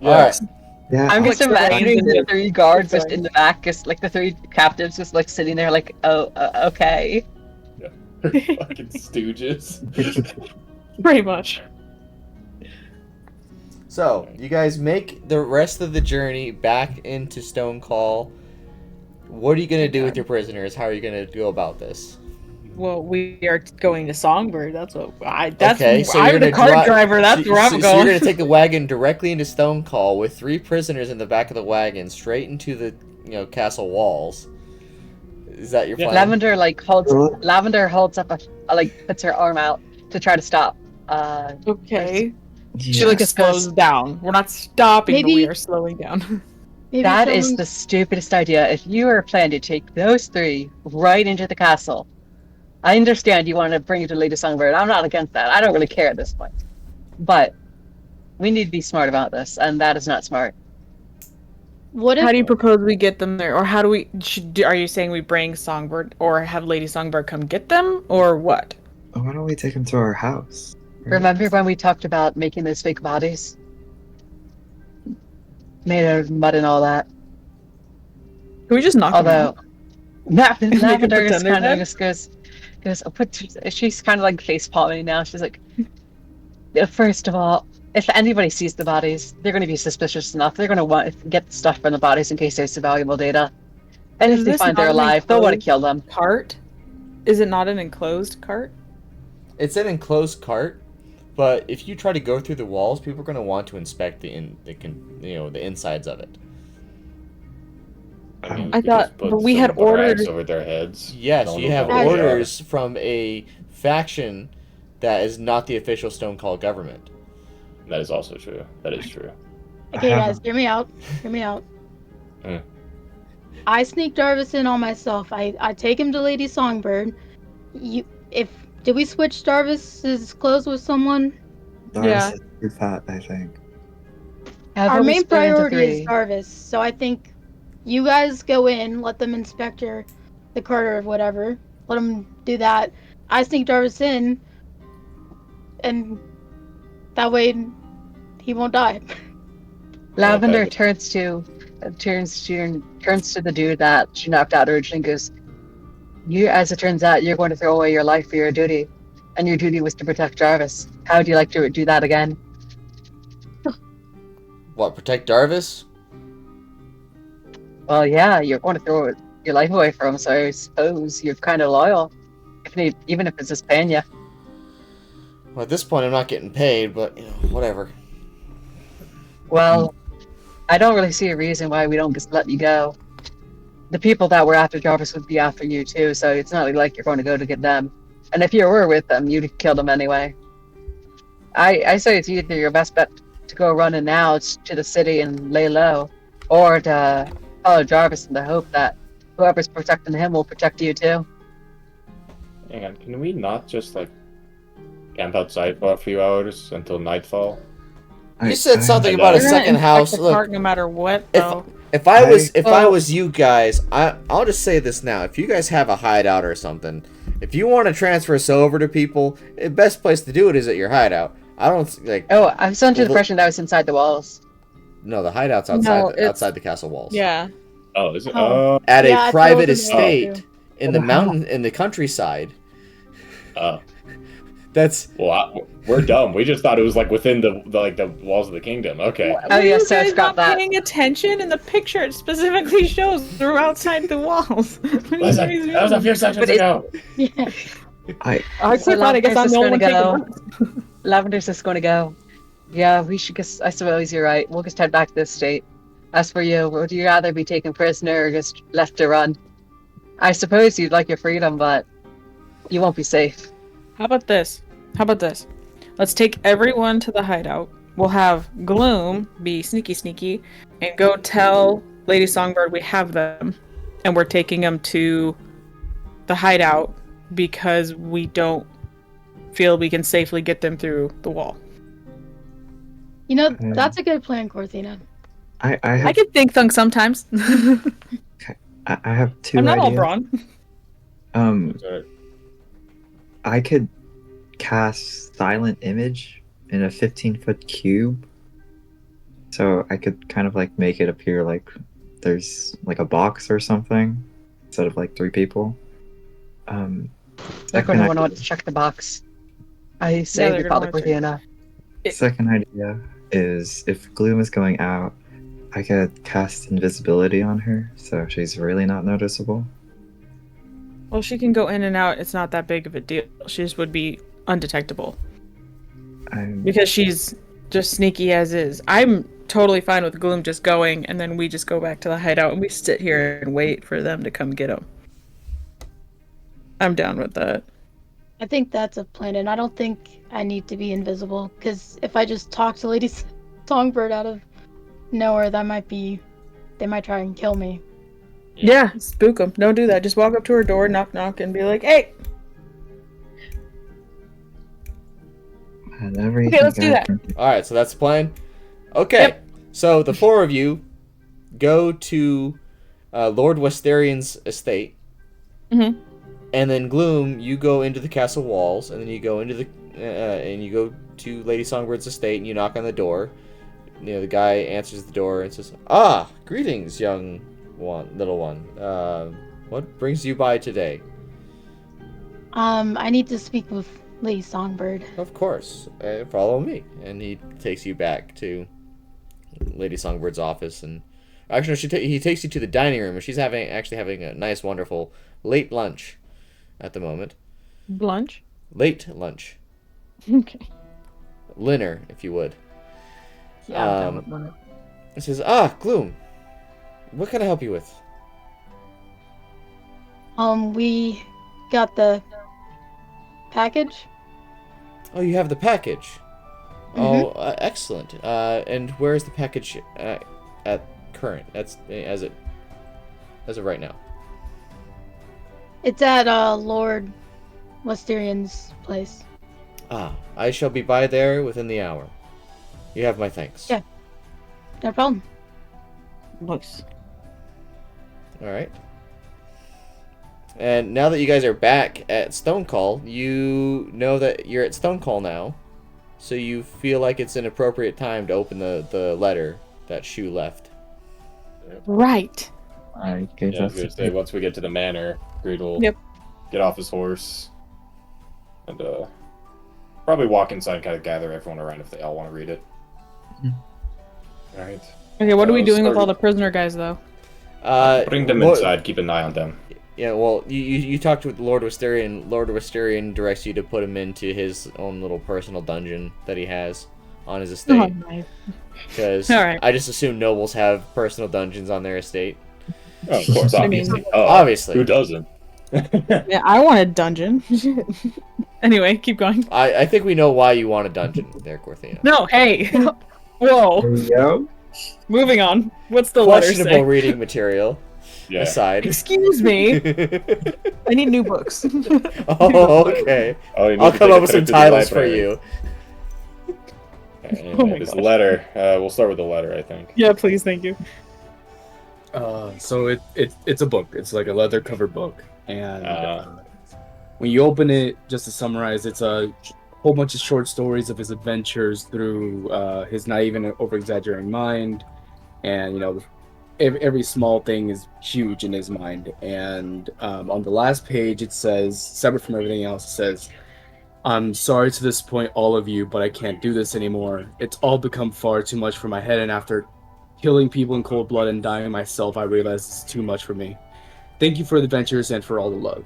And at the bottom of that note, it says what to write on their legendary artifacts.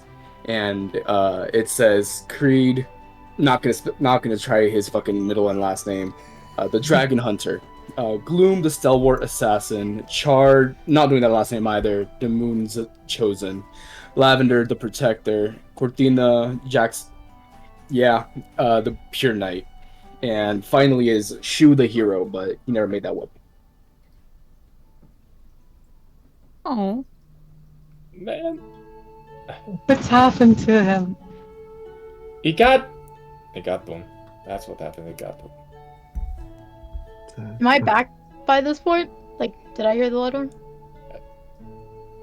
Yeah, for the sake Probably of like not. speeding I was things gonna say, along. for the sake of this, Yeah. please. Yeah, they relay the message to you, Aw. but it seems as though Shu has decided to retire and go back to his village. So he's still alive. Oh yeah. He's just not in the party That's anymore. nice. Well, fair enough. That's a bummer. When all this shit is over with, I'm definitely gonna go find him. Of course. I think that's a great idea. And just are you switching characters and something? What's up? You'll find out. Oh, okay. Okay, yeah, I know. What? Just Can't just believe be you left patient without and telling trust the process. I was like, you can't I will just never- leave me like this. Like, You'll never trust the process. No, you can't trust processes in this. No. I'll be surprised. Have Yeah, I I'm ever finished given making you ever something. given you reasons not to trust me? Sometimes. yeah. I haven't been here that long, but man, I question things. Lavender's just going to kind of look at the note and go, well, it's understandable, I suppose. I guess getting overwhelmed makes sense. It's a hard job. He didn't even tell us though. He just left. Sometimes Well, it's he hard probably to thought we were all do going to these talk him things. out of it. Yeah. Which we would have. Yeah. No, I will respect and honestly advocate for that choice. It's good that they had the choice to go home. Oh, of course. I would have rather had him have the choice than not. Of course. Do any of us know where his village is? I'm sure I can find it. Between the goblin on the handle and him going northwards, I'm sure I could track it down one way or another. Maybe we can mail him some letters sometime.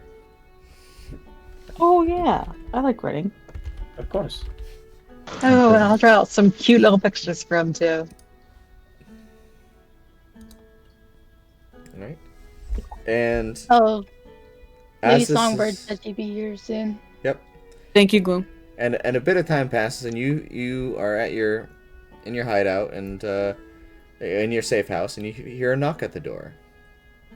Cortina jumps up and answers the door. Okay, and on the other side of the door is Lady Songbird and a rather mysterious figure in very elaborate robes that are just has its hang on, I guess it's just better to show you what this is, because I don't know best how to describe this. Nope, not that. That's not the right. That's not the right image. Copy image. I'm sure he'll come back. Okay, it looks like this. He looks like this. This is what he looks Ooh, like. a cloaked man with seen navy it. blue cloak Alright. with golden Says- masks of Why is he crazy at embroidery. the... Does he have This the is abs? Does he have the abs? Where is he? That's pretty dope. Is he watching hockey? This is a barrel ball. He's at Barrelball. Oh, okay. He's watching That barrel is ball. not an outfit you wear to He's a Barrelball. chronic gambler. Anyway, And he's winning. yeah, He ignore looks like ignore a the rest of it. Dementor. That's what he looks like though.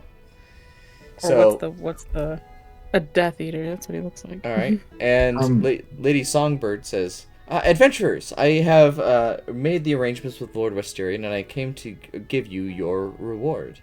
And I was wondering if you might be interested in attending the Barrelball kickoff ceremony with me." Is that our reward? Oh no, that's all. It'd be part of it, certainly, but there's more. Lavender just goes cheering, large crowds, loud noises, certainly not. And she's going to try to do an insight check on the man to see if he's just ominous. He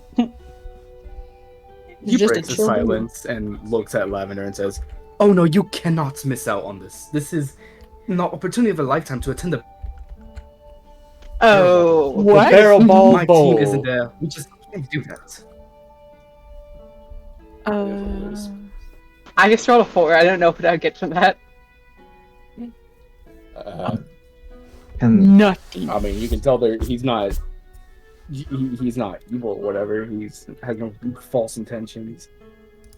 He says, while the Huriel nerds weren't able to make it, the two teams there are splendid contestants. Yep, Lavender Who are you? goes Can we goes have no. introductions? Who's And this she guy? just leaves. of She course. leaves out the back door. My apologies. This is Theodmer, and Theodmer, this is the adventuring party I was telling you about. They are doing several things for us, and they have agreed, maybe temporarily, maybe not so temporarily, to join the Loyalists as you have. Oh, fantastic. I'd like to meet you all, you ragtag bunch. My name is Theodmer Elmer Ralubella. That's a long Okay. word. Pleasure. Creed. Creed will walk over and extend his hand. He shakes your hand back with his very cold hand.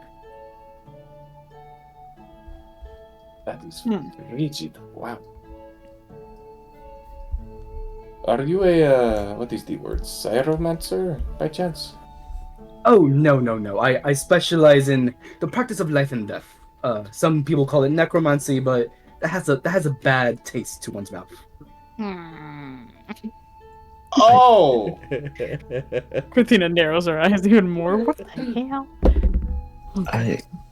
I'm Char. It's nice to meet you.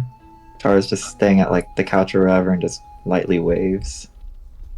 He waves back. Nice to meet you.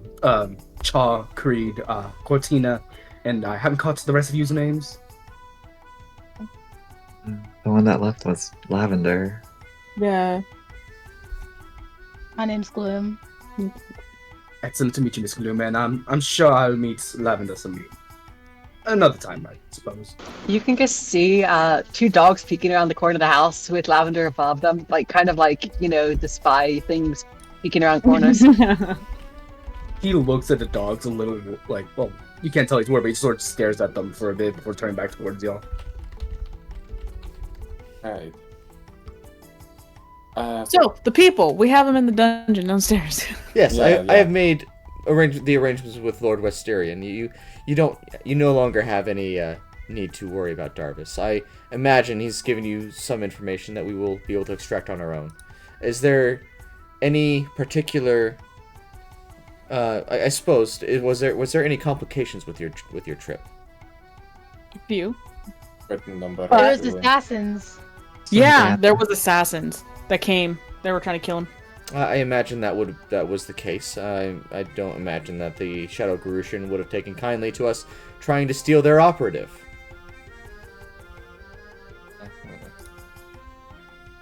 I'm trying to think. Can I insight check what she said? Sure. To see, I don't know Can if she's hiding something. Can I insight check if she's like the real Lady Songbird? Sure. Like, what are you trying to insight here, Gloom? Not And yes, funny. this is the real Lady Songbird. Okay. I just want to know, like, when she said, "Oh, it's probably this," if she secretly knows what the assassins were. If that's possible. You can reasonably assume that, like, she's telling you the truth. Okay. Oh, politics pish posh. We should just make our way to the Barrelball Bowl. Well, before you go, keep in mind, and the reward will be waiting for you when you get back. But there will be 1,200 gold, as well as the artifacts that I have crafted for you from the Heartstone that you have retrieved from me. Nice. But in the meantime, let's depart for those of us that would like to go to watch the Barrelball Bowl. And I really do hope everyone does come, because it is quite the event, and it is an event of a lifetime. There are VIP seats, everything. The whole ceremony is just a must-see for anyone that is of intrigue, for that has any desire to see Barrelball. Berthina kind of leans back out of the group and just slowly backs up.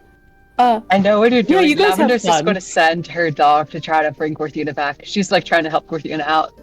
Oh, dog! Yes, I need the feed dog. I'll be. He stares at a dog the entire time that it's within his eyelid. Corthina leaves, goes to feed the dog. Do we notice that he's like staring? He's not being conspicuous about it.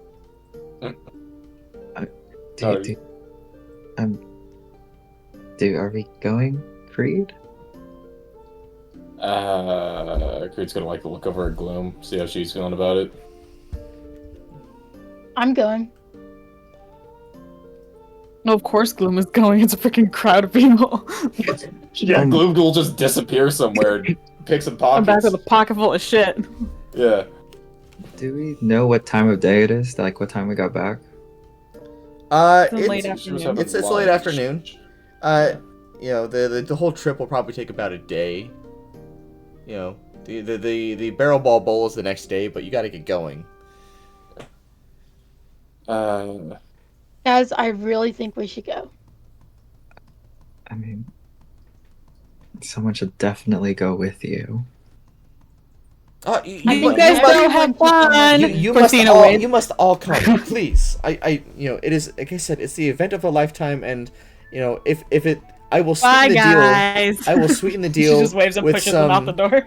With some of the most desired books available, as well as a bouquet of your choice.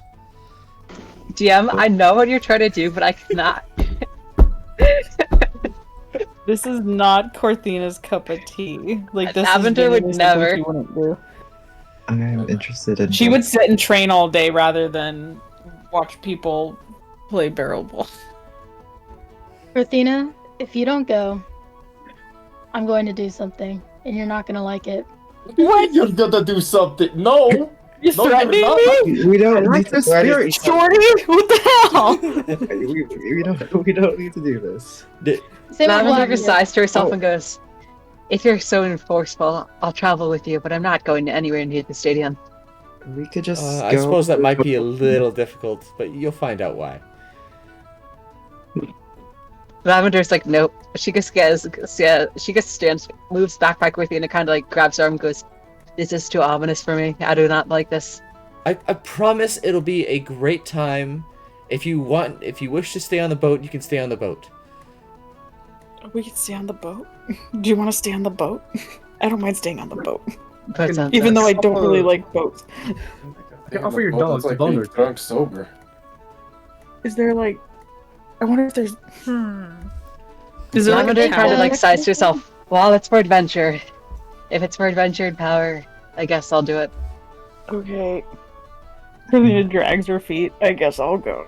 Oh, no, come on. We'll do this together. Oh, We'll, can we at least walk hit the alongside library before we Cortina and go?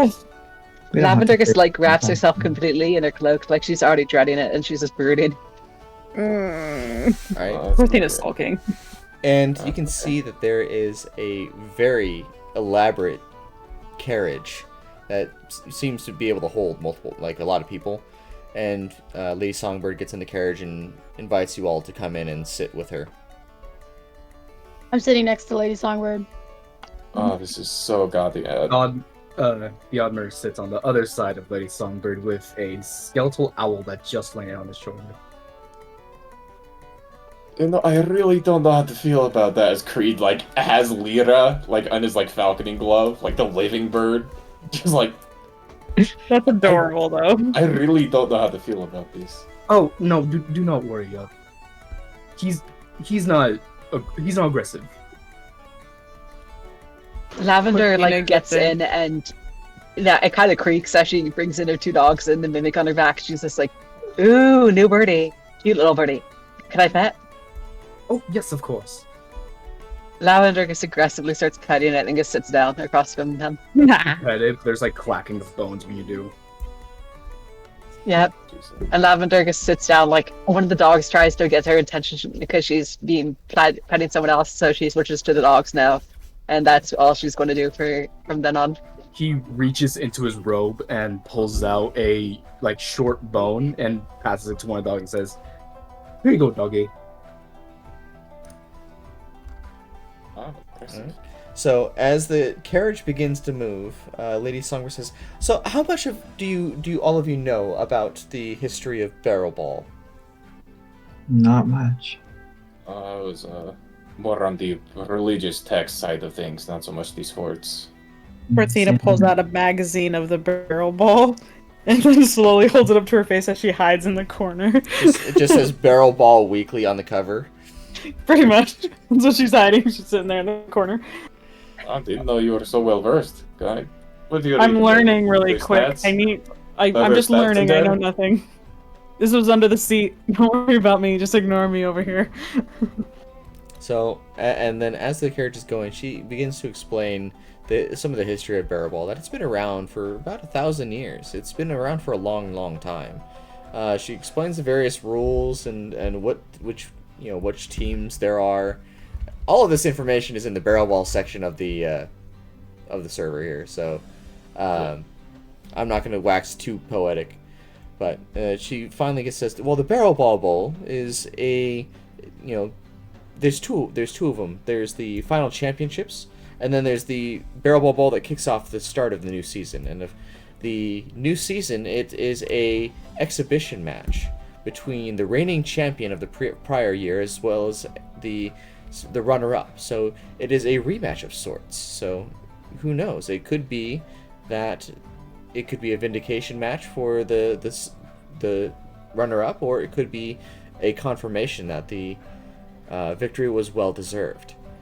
But Lavender just kind of leans over towards Cortina and just goes, "Hey, Cortina, I thought I'd just let you know. You best expect trouble. There's no way this lady is just going to leave the city unattended, and that she expects something big to go down." As you lean in, Corna slowly turns the magazine like just so the cover's facing her, and she like nods and she's like, "I know." And you hear pages flipping, but it's obviously she's not flipping the magazine pages. Yeah, Lavender probably would see that and just ignore it. It's the Cortina of her life.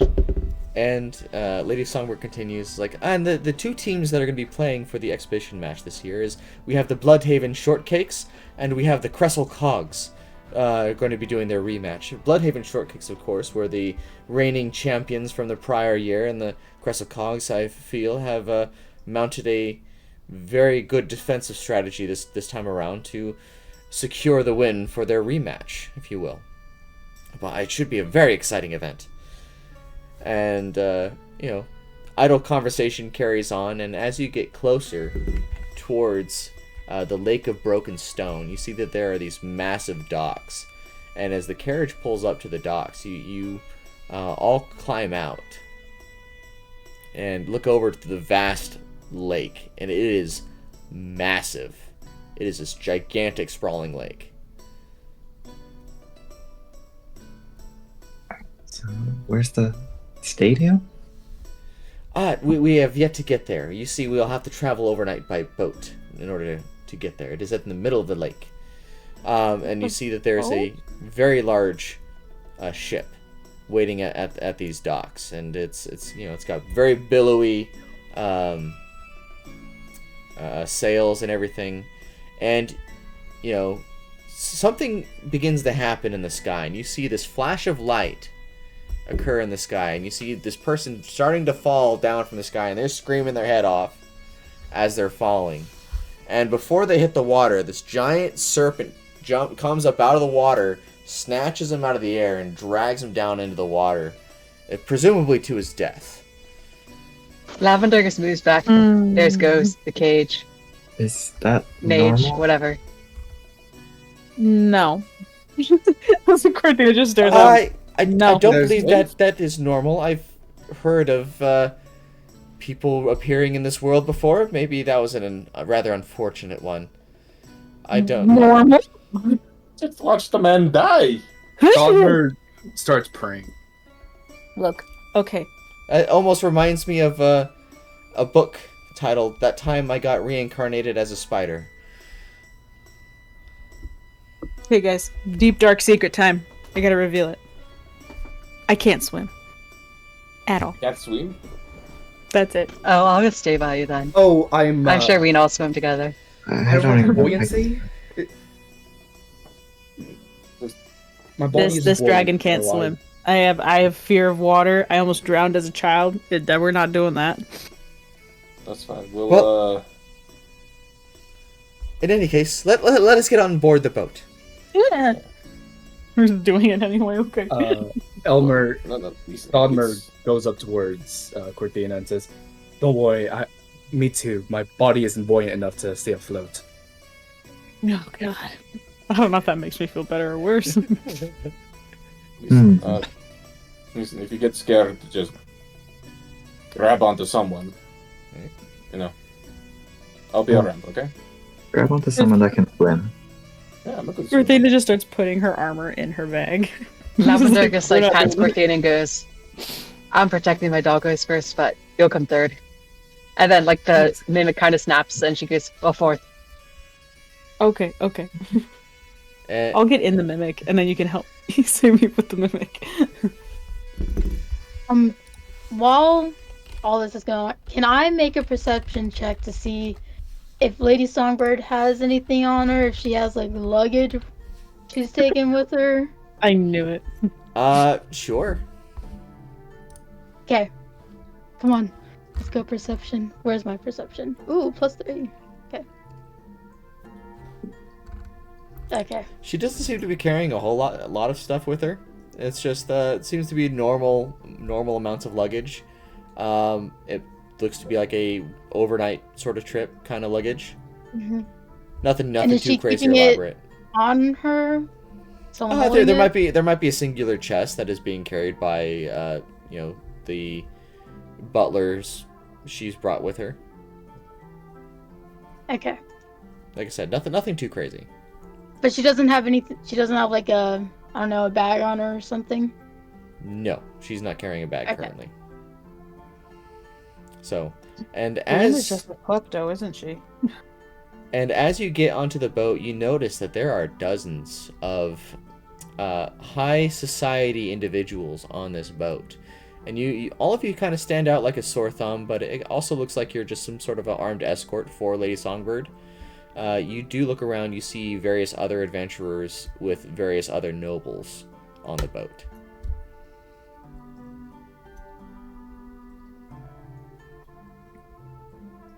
Well, I'm glad I brought this says aloud. boat.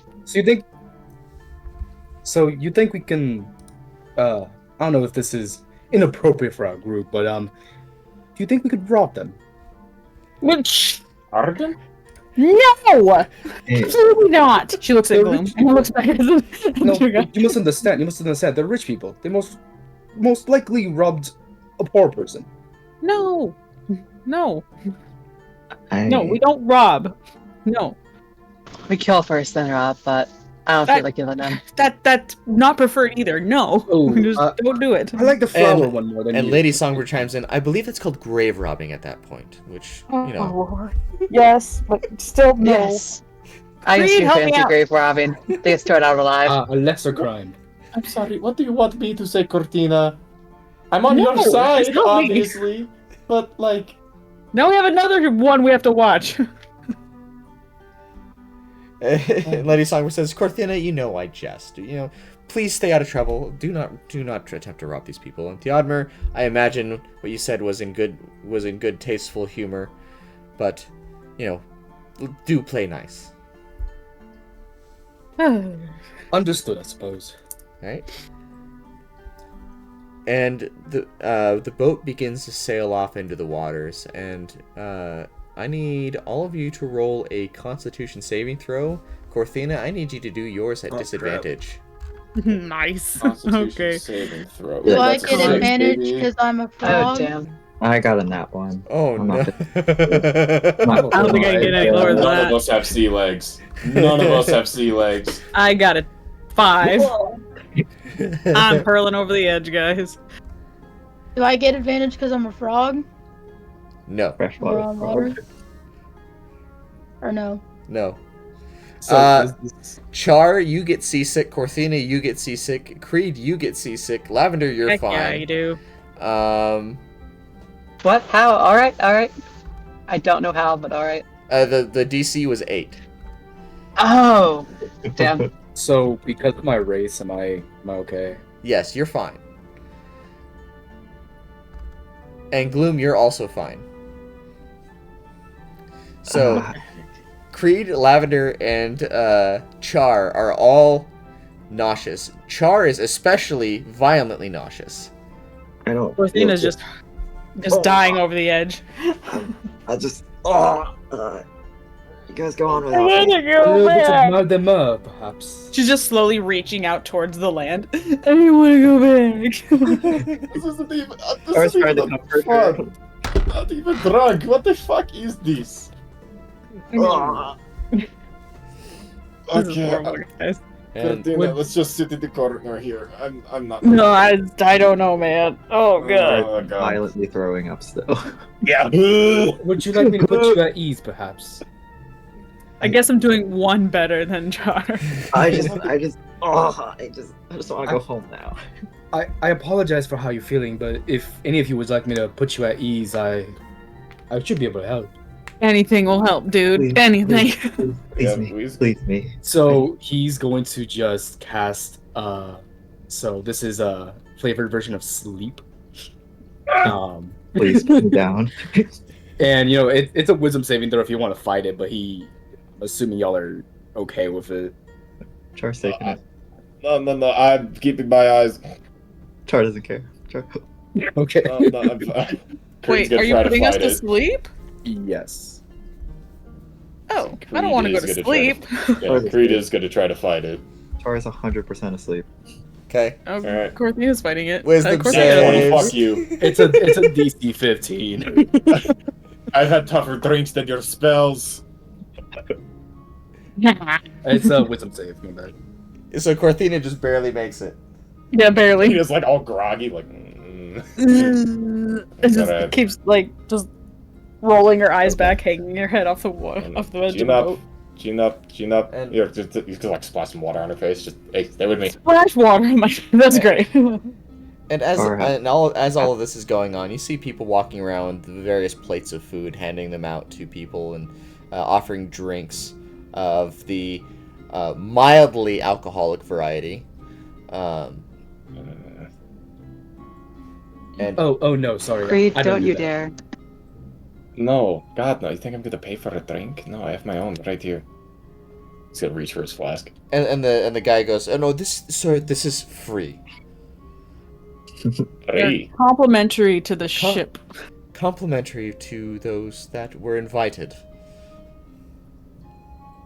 All inclusive, if you will. What do you think this is? Weekend at Barney's?"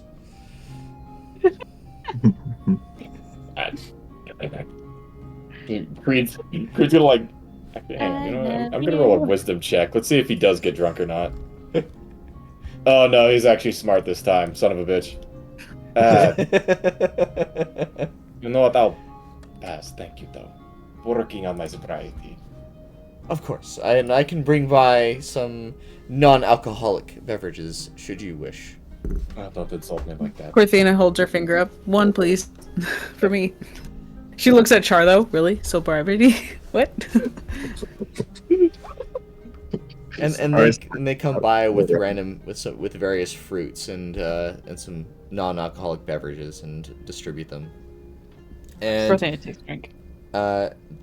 they do recommend at a certain point they do recommend that you guys do try to get some sleep for the following day. So I don't know if you guys want to take a long rest or not, but it's up to you. Yeah, Lavender would definitely be going into hibernation or whatever you call it, trance, not sleeping this time, although she usually sleeps. She's just not uncomfortable with the whole situation. Char just sleeps. Before like everyone goes to bed, he goes up to Creed and says, "I understand sobriety. I took a vow of it after my first was born. Oh, you're a father. Once upon a time, yes. Once upon a time? Yes, it was a couple years ago, I suppose, but not something I should be speaking of the night before a great game. But I understand your sobriety and you should get some sleep." Yeah, sobriety. He's like Corthina trying is to tuck hobbling away her his way flask down that's like to obviously on his belt. a It's like, bed. yeah. So is this kind of like a what am I thinking? Kind of boat, like a cruise ship boat? Yes. Type of deal. Yes. Cool. Okay. Cruise ship.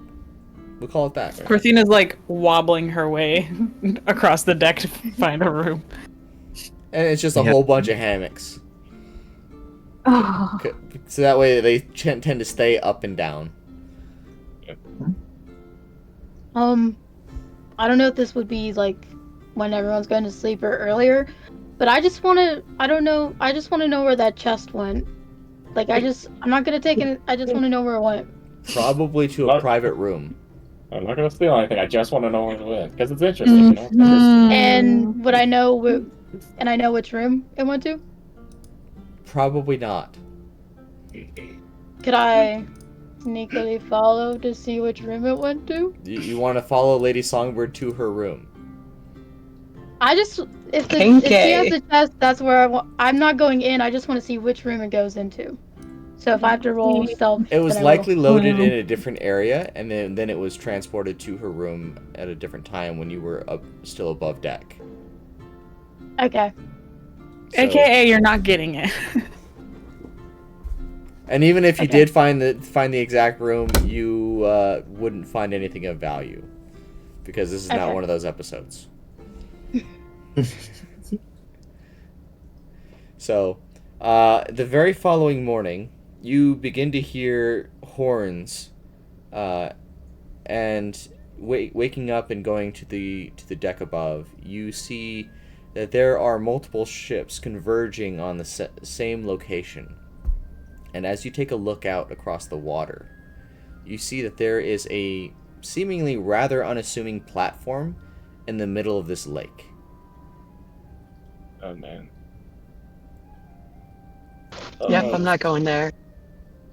Oh, those horns. Ow, my head. Okay. Now, Corthina's still laying down.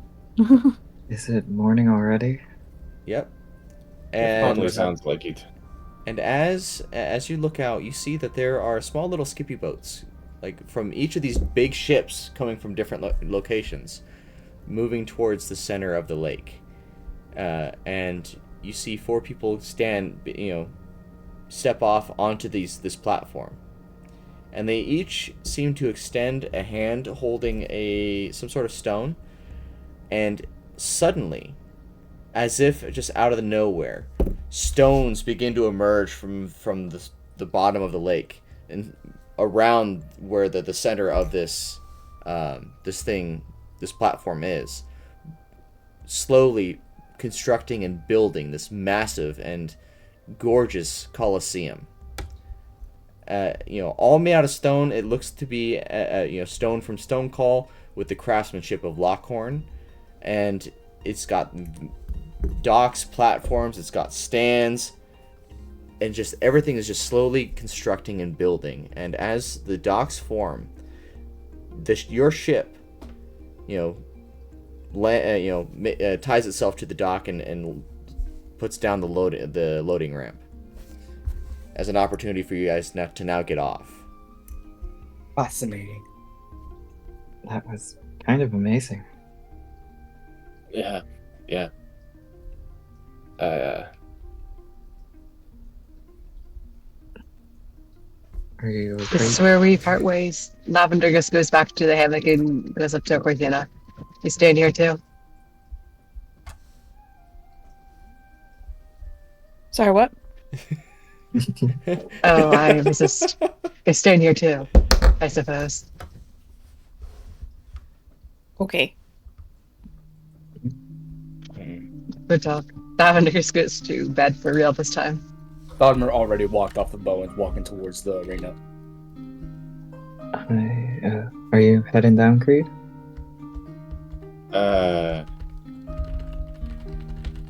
Honestly, I'm not sure. Are you? I'll follow you if you do. I just want to make sure everything's okay. Where did Gloom end up? Do any of us see Gloom? This is morning, right?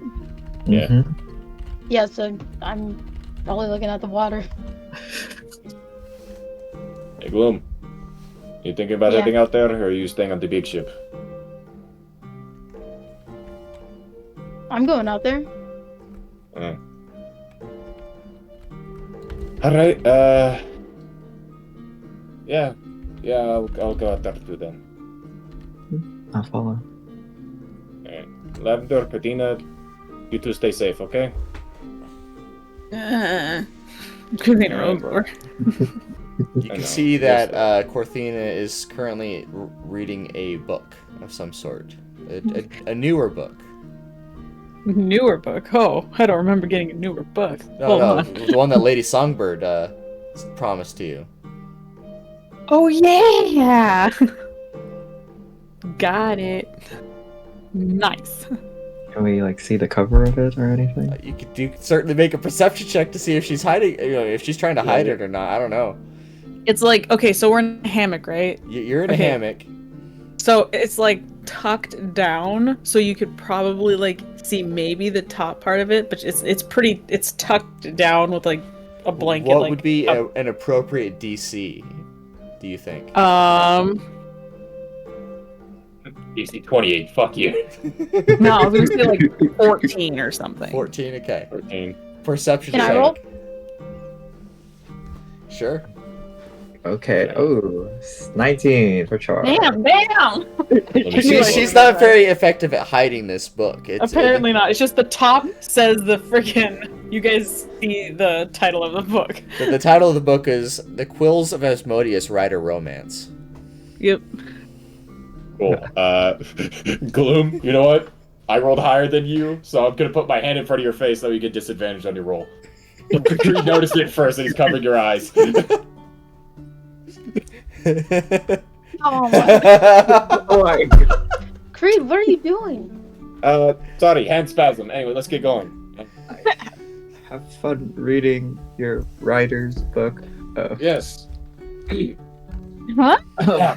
Cortina like snaps it shut and then like slowly she puts it under the blanket and then reopens it. What do you mean? What are you talking about? I'm just reading a book about this, and she holds up like the digest of the Barrelball thing, and she puts it back. And, like, Yeah. Like the reading on the the scores and the teams and all that. Yeah. I just want to understand the game before I come see it. Yeah, exactly. Have a good time. I'm gonna go. Guys, what was the book? God, this is so funny. It's about the Barrelball. Yeah. Insight. All I know. Oh my gosh, it's not even that high. Don't worry. Creed's passive deception is a 9. You do succeed. He's lying. He ain't gonna tell you what it is, but he's lying. Okay. Oh, I love Creed being a terrible liar. Let's see if I wonder what this. Hang on, I want to switch the music real quick because. Oh, I think this will work. I think this will work. So as you get off the boat and head in towards the crowds that are all murmuring within this giant stone coliseum that just suddenly appeared out of the water out of nowhere.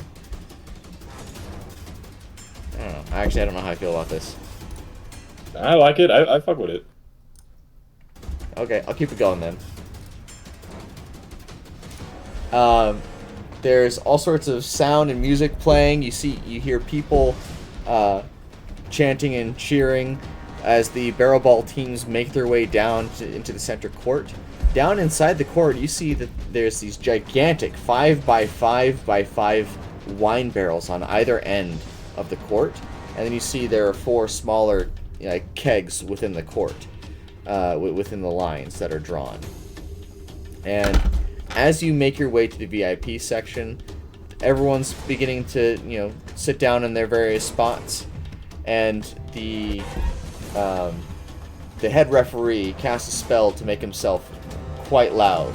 And he goes, hear ye, gathered champions and devoted disciples of the barrel! Upon this hallowed field where sweat and spirit collide, where skill and strategy are forward in the fires of competition, we welcome you to the grandest stage of them all, the Barrelball season kickoff! And the wave of applause begins to go. And I'm not sure what Theodmer is doing here, but Theodmer is like cheering himself. He is the most stereotypical sports fan out there. You know what? For the meme, Creed's actually gonna cast Thaumaturgy on himself to make his voice 3 times louder, and he's gonna whistle just for the meme. Just this ear piercing. And that's the spirit.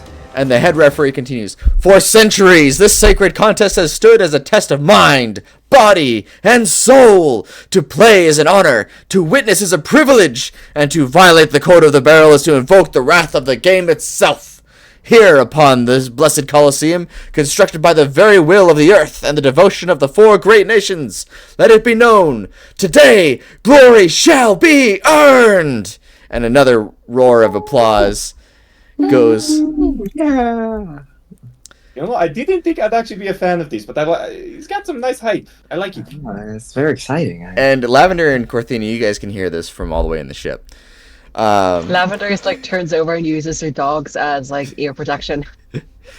He goes, may the barrel stand firm, may the goals be true, and may the referees judge with unyielding righteousness. Let the game commence! And the crowd erupts in thunderous cheers as the teams take their place. You see 6 people on each side. Hang on, this does not feel like the right music here. It's like the slow-mo, you got the smoke and the teams walking through. Yeah, as they're assembling onto the stage. It's slow motion. Yeah, exactly. They introduce the different teams, and let me get to the team rosters here. We have From the Crystal Cogs, we have Zertkop, Gloves, Duque. And people cheer. Credo, Coder, Nipu. Vabke, Ducky, Ducto. Giselle, Gemstone, Luda, Zapper, Zusi, Zunti, and the Enchanter, Sid Hugh. And then Analni and the reigning champions from the let's see where I gotta find the from the Bloodhaven Shortcakes. Gregert, the G, Booze, Vusua, Madman Maxel, Madam Rabenna Clover, Oliver, Old Man Oxenfree, Turtna Beefcake Salam, and Adam Who Done It Skirts. Gentlemen, shake hands, and you see Gregert, the G Booze, and Zertkop Gloves Duque shake hands in the middle as the kickoff occurs, and the crowd goes wild at the start of the game. Wow. So, Theodmer, I have no idea what any of this is. What team are we rooting for? Me personally, I go for the Huriel Nerds, but due to them being unfairly losing a few games, I'm thinking of going towards the Bloodhaven Shortcakes here. Oliver Oldman Oxenfree is one of my favorite mages in this game. Very well versed in this. Oh yes, it's one of my favorite sports. I remember seeing it back on its 200th anniversary. It was wonderful. 100. Yes. So, anyway, and at the game as it's going on, within the first half, you see that the Bloodhaven Shortcakes seem to waste no time. They launch this amazing offensive assault as they do this cross-field passing game, breaking various modifier barrels, causing people to slip and slide everywhere, going faster or slower, causing, you see various spells being cast, images, and misdirections. And you see the cogs respond with as if it's like a defensive masterclass, shutting down various key plays, kicking the ball away from the barrels. When Madam Rabenna Clover from the Shortcakes fires off an epic shot into the goal barrel, spilling wine all over the court, and one of the referees goes, "The ingenuity, the strategy, this, my friends, is Barrelball in its purest form." Wow. And then as they bring out another wine barrel to fill in the to replace the original goal, Ducky Ducto from the Cogs takes control of the ball immediately and very swiftly, through a combination of illusion magic and just deft skill, he makes a rebound off the goalie and then smashes the ball right into the Shortcakes goal, spilling wine all over the court again, and a wave of cheers erupt throughout the stadium. And as the half presses on, no other scores are made until halftime. Wow. That see, was kind of intense. Yeah, good game. I might actually have to get into this. Wonderful, wonderful. What about you, Luna? What do you think? It's a game.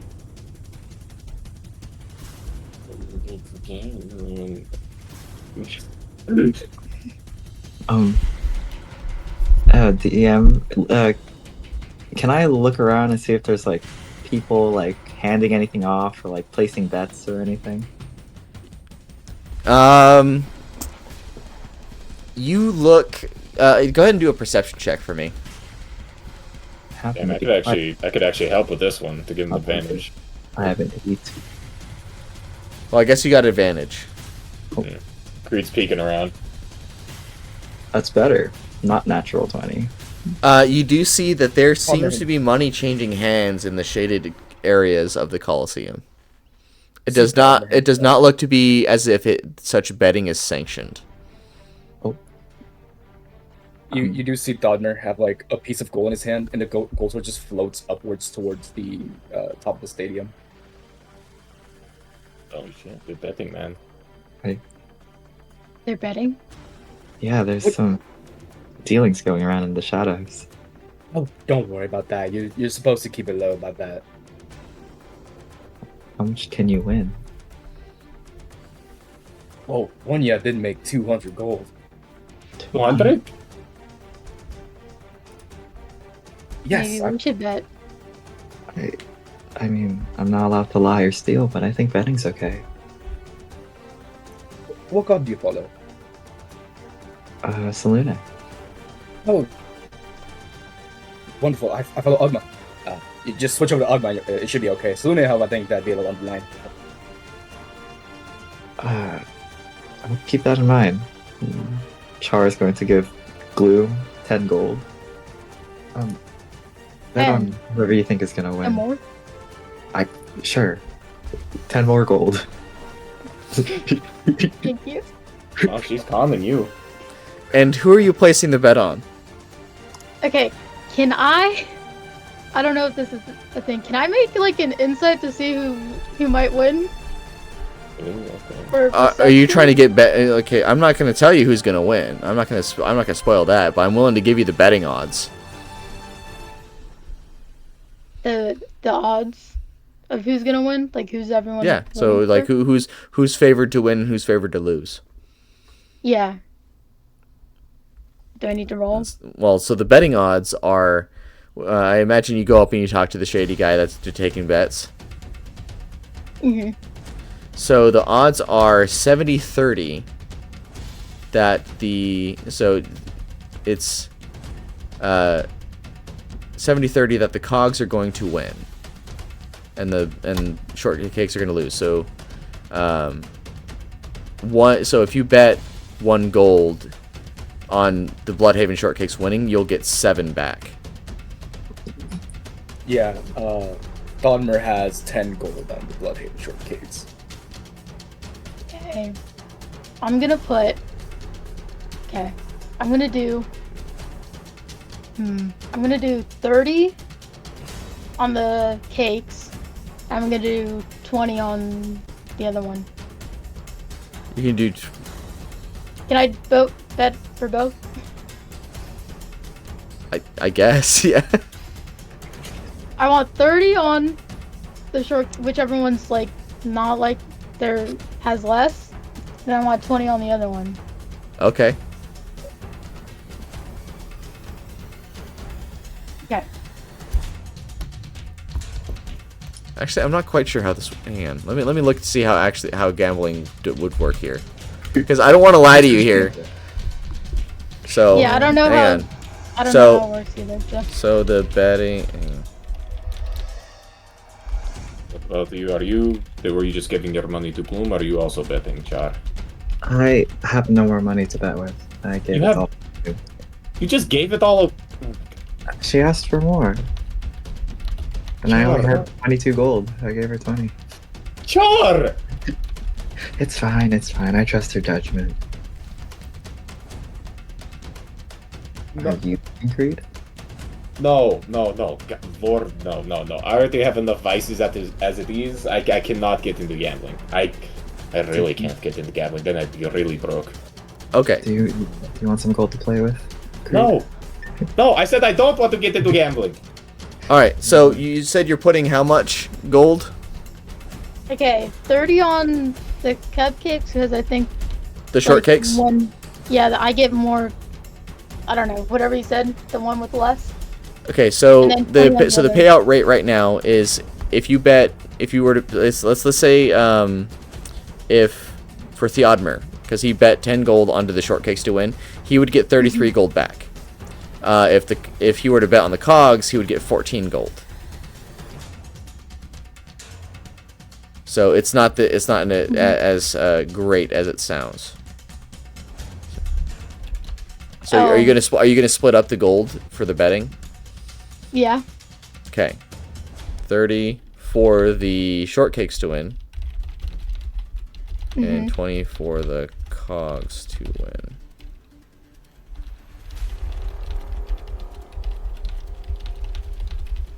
Is Songbird watching us do this? That's a good point. Are we sitting next to Songbird? Did we decide that, or we have like our own Yeah, seat? no, Songbird's sitting next to you guys, but she gives you kind of a wink and is very, laissez-faire with this. Yes, some things are sanctioned by the city. So.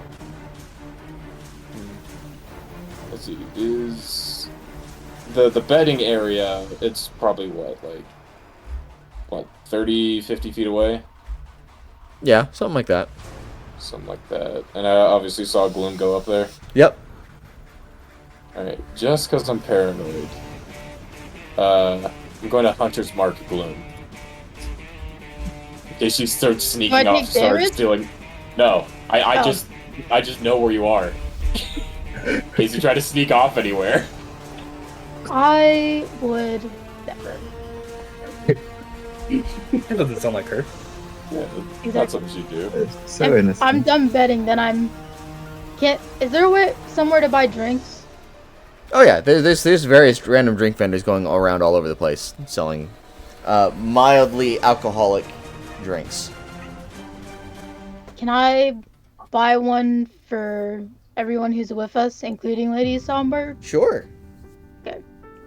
I don't know how much that would be. It'll probably be 2 gold. Okay. It's expensive because it's a sports event. Yeah, that's fine. Prices are And I'll crazy. bring it back. Guys, I brought drinks.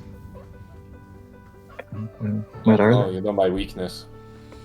Oh, Alright. much appreciated, but you might as well just give it to Char here. I don't drink. what is it? Is it water or something? I don't know, I just went to a drink place and bought it. Smells like wine from the barrels. It is wine from the barrels. Is that like sanitary? Oh, definitely not. Creed's still gonna take a glass. Char is just gonna put it right down next And to it. Lady Songbird says, "That's half the fun of it. You gotta just let loose sometimes." And she takes the cup and starts drinking the wine.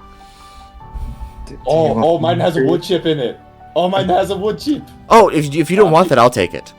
No, I'm keeping it as a memento. He's gonna dig his finger in it. I suppose I'll give mine to you as well then. I am giving mine off too. Well, now well, okay, I see how it is. Fine, I see. And now he just has like 3 drinks in his head. No, and here I am trying not to be Oh,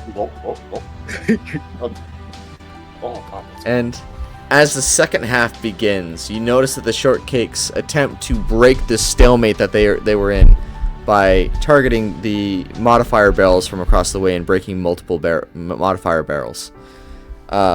In retaliation, Hupple Bucket's Stug launched a devastating strike. Well,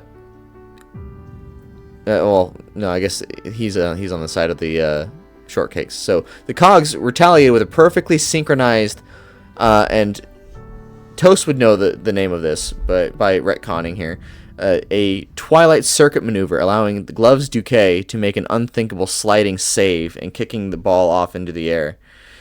And the referee goes, "By the ancient scriptures of the barrel, that save defies all reason! Stand in awe!"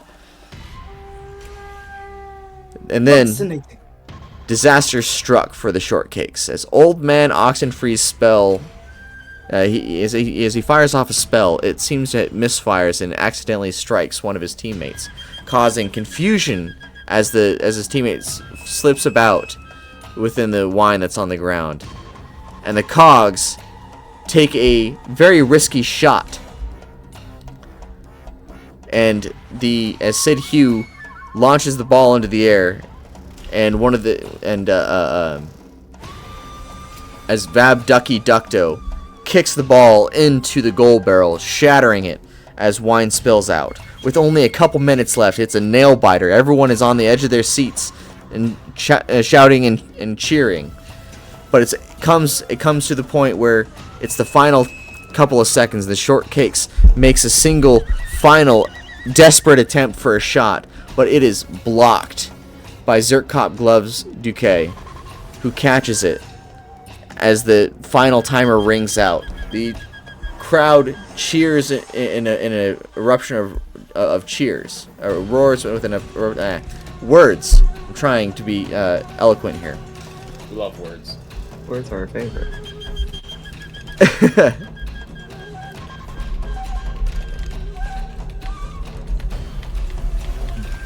And it seems that the cogs have won. And the referee goes, "And so it has been decided, within this hallowed arena where honor and skill clashed in glorious combat, a victor has emerged! The code of the barrel has been upheld, and cogs have had their vengeance. The crested cogs of Cressel have proven their mettle through strategy, grit, and unbreakable spirit. They have carved their name into the annals of Barrelball history. Bloodhaven Shortcakes, you fought as warriors! As champions, as true disciples of the sacred game. The defeat claims you this day. You leave with your heads held high, for you have honored the barrel. Let it be known, the final whistle has sounded, but the spirit of the game lives on. Rivalries have been forged, legends have been written, and the code of the barrel remains unshaken. Go forth, champions and spectators alike, carry the memory of this match in your hearts, that you may return at the end of this season with fire in your souls and glory in your grasp. The barrel endures, the game lives forever!" And everyone cheers as though, even though the dejected Shortcakes are upset at their loss, they, recognize that it is the beginning of the season, and the crowd begins to go back into the ships that they came from. And as you go to collect your winnings, you note that you have lost 19 gold. Do I get any? No, how much do I get back? You get. Oh no, well, yeah. So you get 31 gold. So you have lost 19 gold. Okay. You have a net loss of 19. Theodmer left the moment the final bell rung. He's salty and he's just going back to the ship. As long as a loser. Oh God. How much what did we bet on, Bloom? I bet for Bell, but we didn't really get anything back, so. I guess we did something. Are you feeling okay, Creed? You want me to can walk back to the ship okay? No, yeah, I'm fine. This is oddly nostalgic, and Char's gonna help him walk out back to the ship. Alright. And as you get back to the ship, you begin the ship begins to sail away, but the stadium seems to still be there. It's still just standing there in the middle of this lake. Does it get demolished once we get back to these ships and we're safe? Or like the serpent goes and like eats it or something. That would also be interesting. And Lady Songbird says, "No, and she's mildly drunk here. The stadium stays up for the whole season. Oh yeah. And after the championship, it dissolves into sand, and some people like to collect the sand after it's gone, because they think it has magical properties or something." Do you collect the sand? No.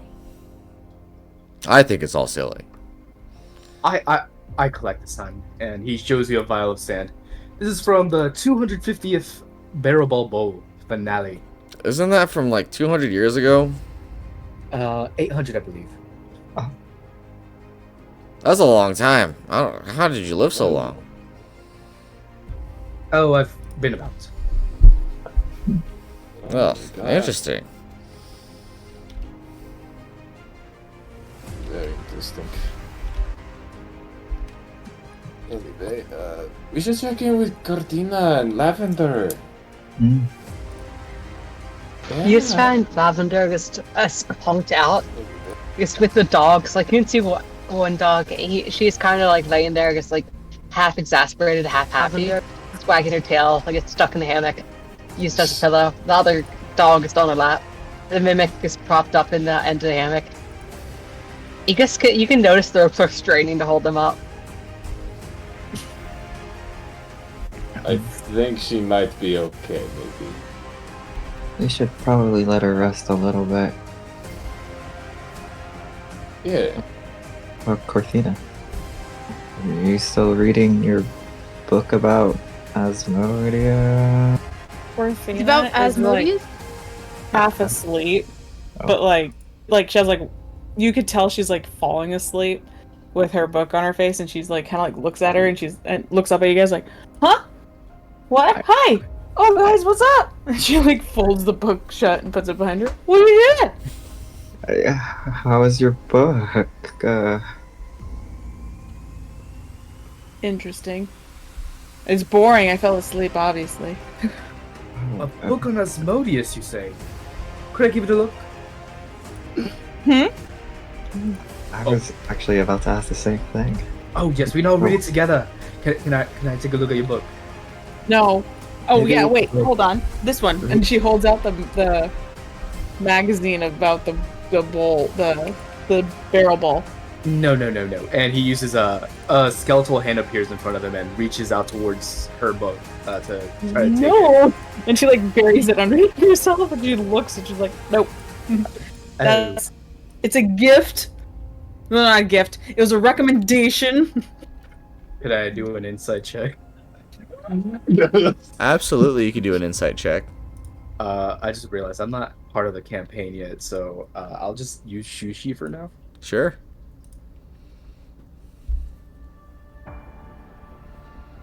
And let me switch the music here, because So that is a 14 plus 7 to 21. Oh, whoa. I mean, not wrong. It is a recommendation. it's like she loves those books. She really does. You know, I love those books too. A lot of the women in the kingdom love those books. Yeah. Books about Asmodeus? Yeah, It's I'd just- be interested in finding out It's more. it's fictional books about Asmodeus. You should really read the one where Asmodeus is the one who's the main character. If you get what I'm saying. Oh, fiction. Not a big fan. Never mind. Parthena kind of rolls off the opposite side of the hammock and like flops down on the floor. Anyway, we're gonna be getting back to the Kingdom of Stonecall. Get some rest. I And need help getting up. I'm wide awake now, but okay. I'm gonna wander around. Okay, I'm following you. I need to stretch my legs. Sitting down on that boat made me feel weird. well, you guys are Okay. currently on the boat. Yeah, well, Corthina's like not thinking about that because she was like sleeping and relaxing, and then she starts walking like out the room and down the deck and shit. She's dark. She's not paying attention. Oh, but she has dark vision, so she is paying attention. She's just pacing. Yeah, She's just kinda pacing, nervously like following. nervously, not like pacing, but trying not to be nervous pacing. You know, like you get shaky legs when you can't sleep. Okay. Or he's probably hanging around like the railing, kind of just staring out into the ocean, kind of thinking about everything. Just gonna let time pass. The ocean, huh? Or the lake. The lake. Lake. Might as well be an ocean. It's pretty big. Let's see. Theodmer is sitting out there reading a book. Get close to Char. Sure. Can I see what book he's reading? He's reading just. I didn't actually think about it. He's just reading a book on magic. Actually, no. It's a spell book. And it's basically like a large book that has like old leather on it. You can tell it's old because of how wrinkled it is, and like it looks a little degraded. And there's like notes and papers kind of like coming out of it, but it looks at least somewhat well kept in the fact that it isn't falling apart. Char's gonna take a quick glance at it and kind of nod and then just continue staring out. Your name Char, was it? Yes. Back in the arena, you said you followed Selune. Yeah, I do. How's worship? Worship is good. Very good. I see. Well, me personally, I'm a follower of Ogma, and he's an eccentric fellow. I've heard such things from Sulune as well. Do you ever talk to Ogma? Look, Char, keep this between us, but yes, I've spoken to him a little more personally than most would. Can I roll insight to see if he's lying? Sure. Please be okay. Okay. 18? He is not lying. Personally, you said? Yes, how do I put this? Have you ever had a near-death experience? I can't say I have, but I've seen people die. The tragedies of life, of course.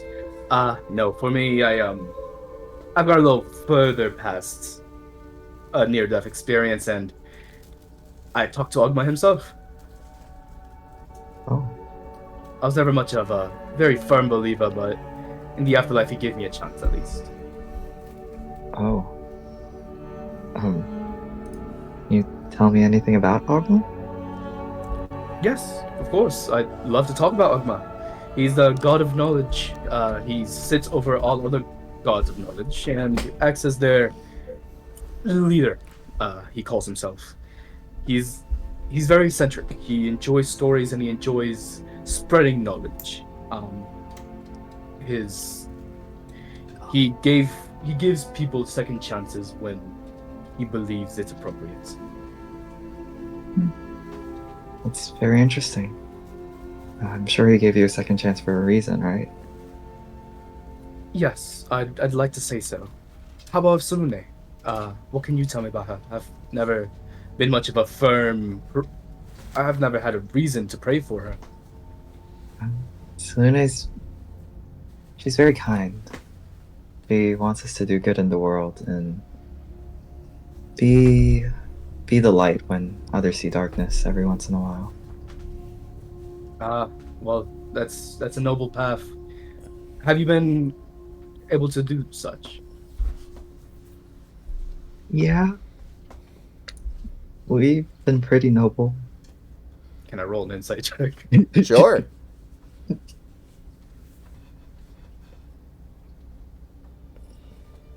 16 plus 7, I can't do math. 23. 23, okay, bet. I mean, noble-ish. I mean, we didn't kill Darvis. We've been working for Songbird. Hurry. You're kind of noble.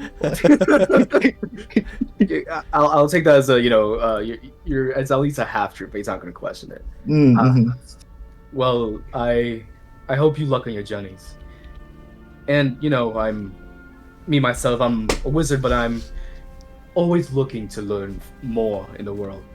Do you think it'd be okay if I were to maybe join y'all in your adventures? I mean, I personally have no objections, but we have a lot of very untrusting people in our party. I'm sure you should ask them, too. Oh. You have my graces. I think you're pretty cool. I appreciate it. I'll wait till we're back on land so that I'm not catching you in the middle of seasickness. Oh, yeah.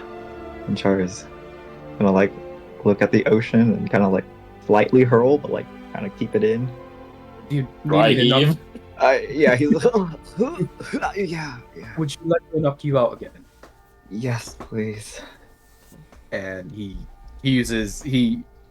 basically just points his hand towards you and gestures towards himself as though he's trying to pull something, and it makes you pass out unless you want to fight against it. Char is passing out. He's kind of drunken on a rail. That's kind of how he looks. Yeah, that is terrible. Get them away from the ledge. Theodmer throws a blanket over him, but doesn't move him whatsoever, and just goes back to sitting down in his chair. What? That's not... Okay, fine. Kree will, scoop Char to the armpits and like, okay, okay, to the hammocks. Come on. You should have woke up. Okay. Yeah. Oh, yeah. Talking about this shit. Okay. Back to it. He's gonna drag him all the way back to the hammocks and lay him down.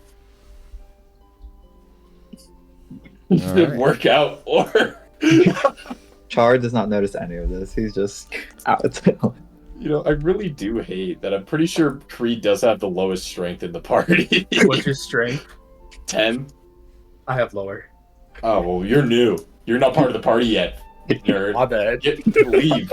Get out. Jump off the boat. Go sink. Hey, he can float.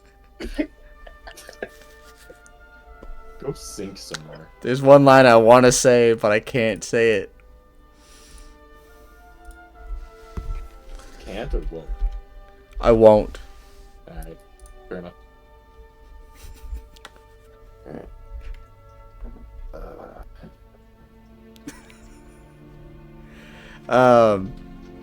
So the boat makes its travel all the way back to the shore, and you're able to unload and get off of the boat. And you know, I imagine you guys have had your nap and you're able to get off the boat, and you're grateful. Some of you are grateful to be off the boat. Absolutely. The ground. Just gonna sit down here for a second. Oh, grass, please. Oh. Miss this. Well, it certainly beats the boat. I do not understand the whole navy fleets and pirates and all of that. Just like, ugh. Poor Athena just lays on the grass or the sand or whatever the heck's on the ground, and she just lays there. She's like, thank God, ground. She's just sitting there with her face on the dirt. Yes, one and the same. Yes. And then Lady Songbird's like, it's rubbing her head because she has a bit of a hangover. So I suppose now is as good of a time as any to tell you that Assyrian mentioned that he might be finished up with the translation of the key, of the next key. Oh, That's very fortunate of us. Oh wait, yeah, it's him. So, though I will want to brief you or debrief you after I have a chance to get the reports about Darvis. Okie doke. Do you want to find us at the safe house, or will you talk to us after we talk to the decryptor? Well, I need to go and find a way to cure this headache. But probably tomorrow, considering it's, we spent the whole day traveling back from the lake. Yeah. But those of you that did go, how did you enjoy it? I'm glad you came. How did you enjoy the competition? It's very exciting. And a lot better than the boat ride there. And the It was a boat damn ride. steal. I'm sorry? I think he's mad that his Those team damn lost. cogs robbed us of our win. Yeah, I'm so. Our is very relative, considering I support the Stonecall crabs myself. But, you know, I digress.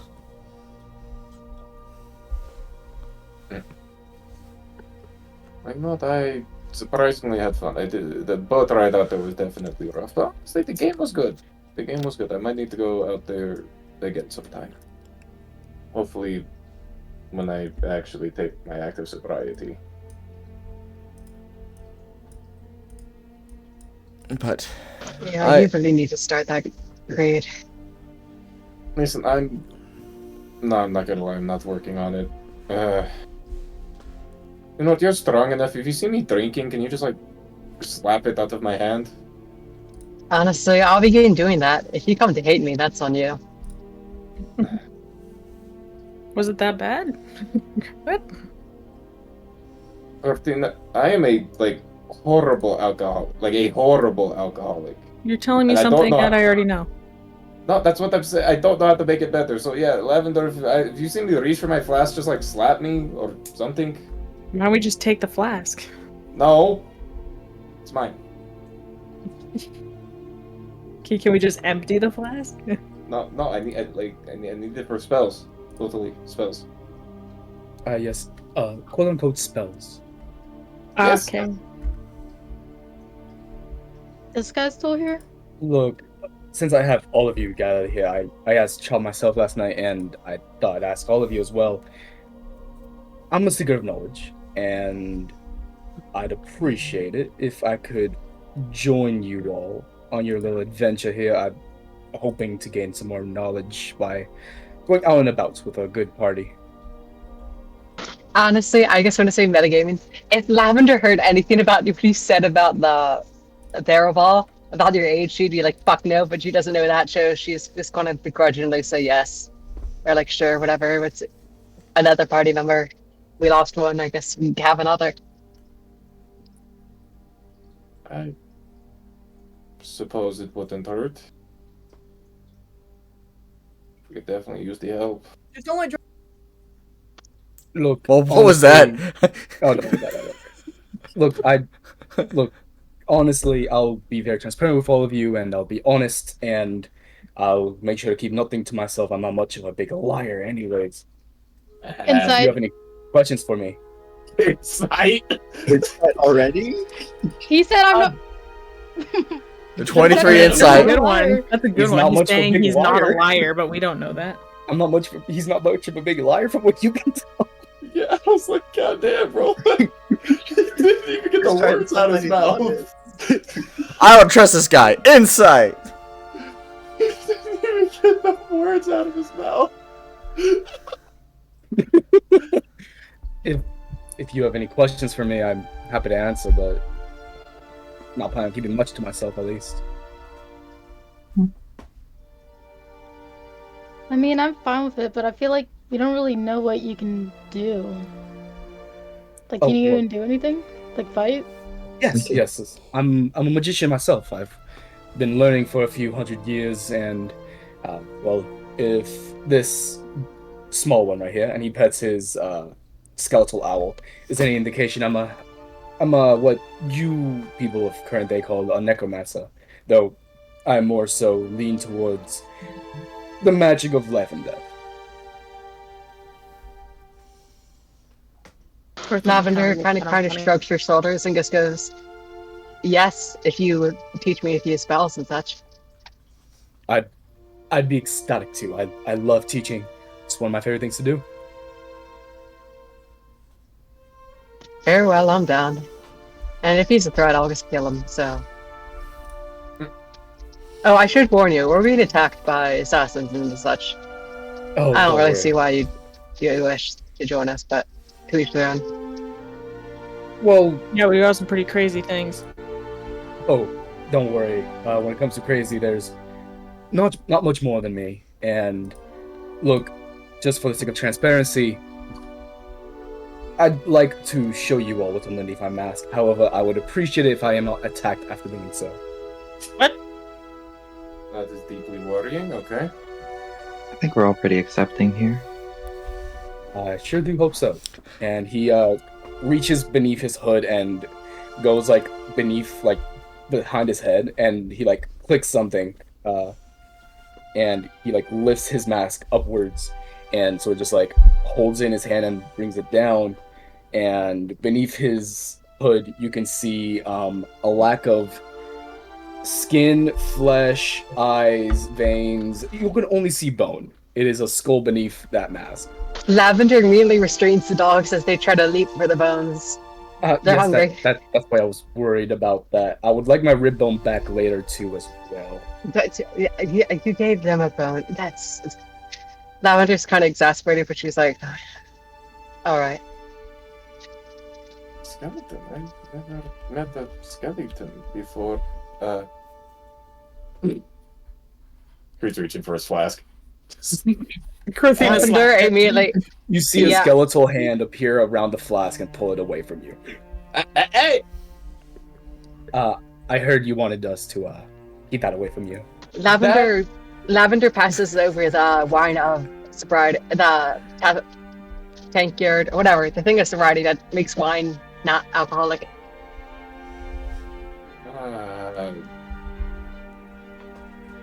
Yeah, I should have been mad. Yeah. He's gonna take the tankard and slam that down. And Well, you notice that it's not alcoholic, that you're not getting any more drunk. Yeah, there's no buzz, there's no nothing, it's just the taste. He puts I his do mask want. back on. I do wonder if he could stop withdrawals if he drinks from the sober tanker.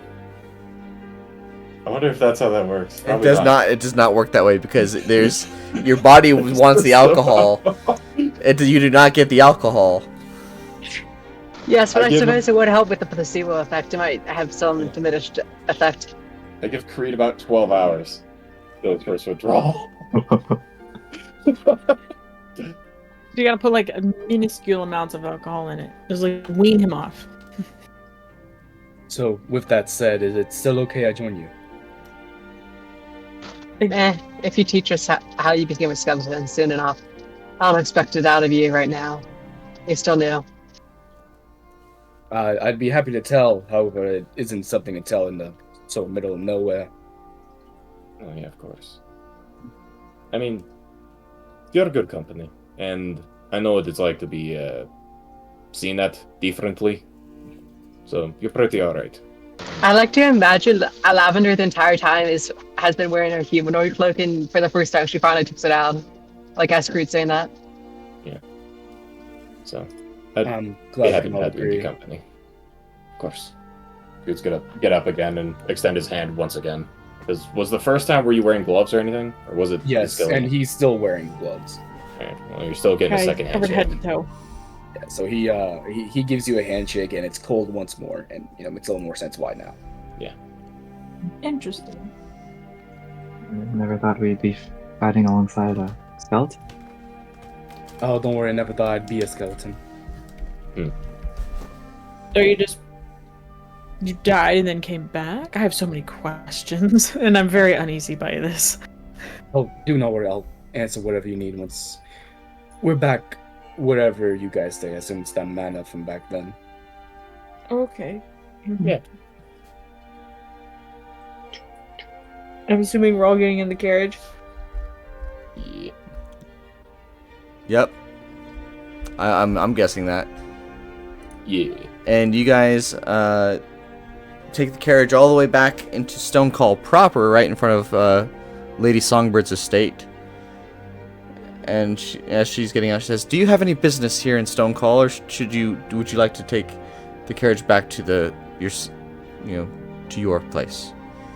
Berthina steps off. I need to go to the library. I'll see you guys all back. And she just starts walking to the library. Well, I believe we could talk to the man with the decoding. He's at the library, right? Yeah, I was thinking of visiting him too. Oh, speaking of, what language was it that he was trying to decode? I don't know. I think it was some sort of cipher, or a riddle, or something that made no sense. It was abyssal, but it was written in code that didn't make any sense. Well, I'll come with. It seems quite interesting. I'll head back to the manor. Now, what about you? I think I'm gonna go buy some healing potions.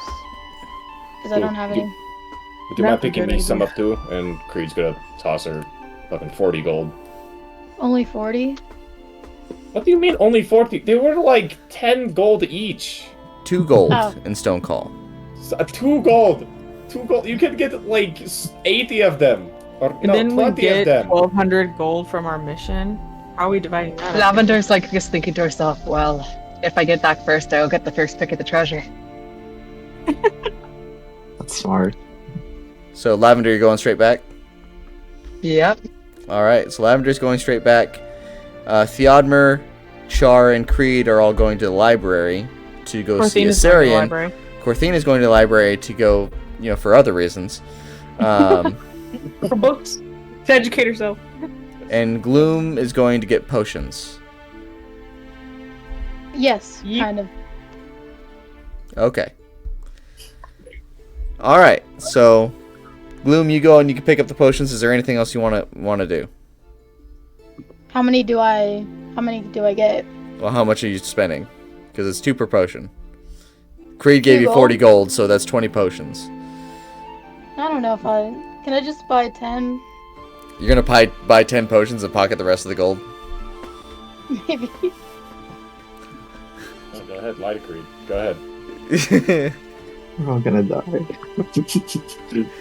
Lie to withdrawal, Creed. I feel like 10 is enough, Not That a player. 5 gold?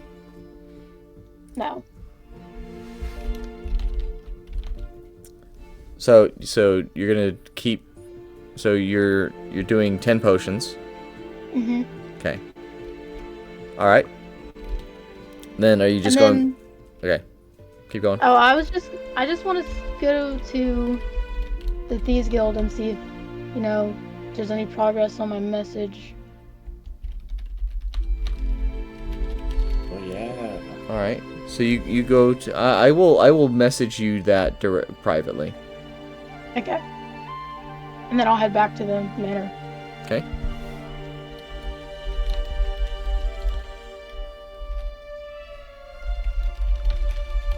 All right, and the 4 of you go to the library, and you split up and going in different directions. So I'm gonna do Char, Creed, and Theodmer first. So the receptionist takes you guys. Oh, I guess you guys know where to go. So you head to Assyrian's study. Tarnox and Assyrian, are you in there? Yes, come in. Opens the door, kind of like gestures for everybody to get in first. Thank you, Char. We heard that you made some progress on the key. Yes, I do believe that I have the next set of information here. What does it say?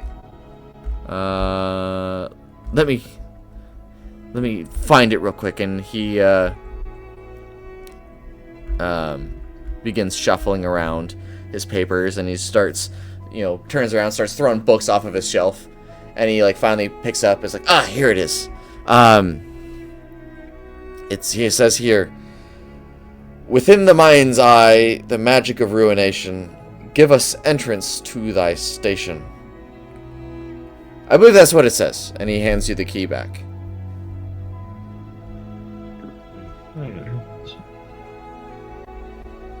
It's very interesting. And let me go ahead and copy and paste that, because, Oh, hang on. How did you go about ciphering these?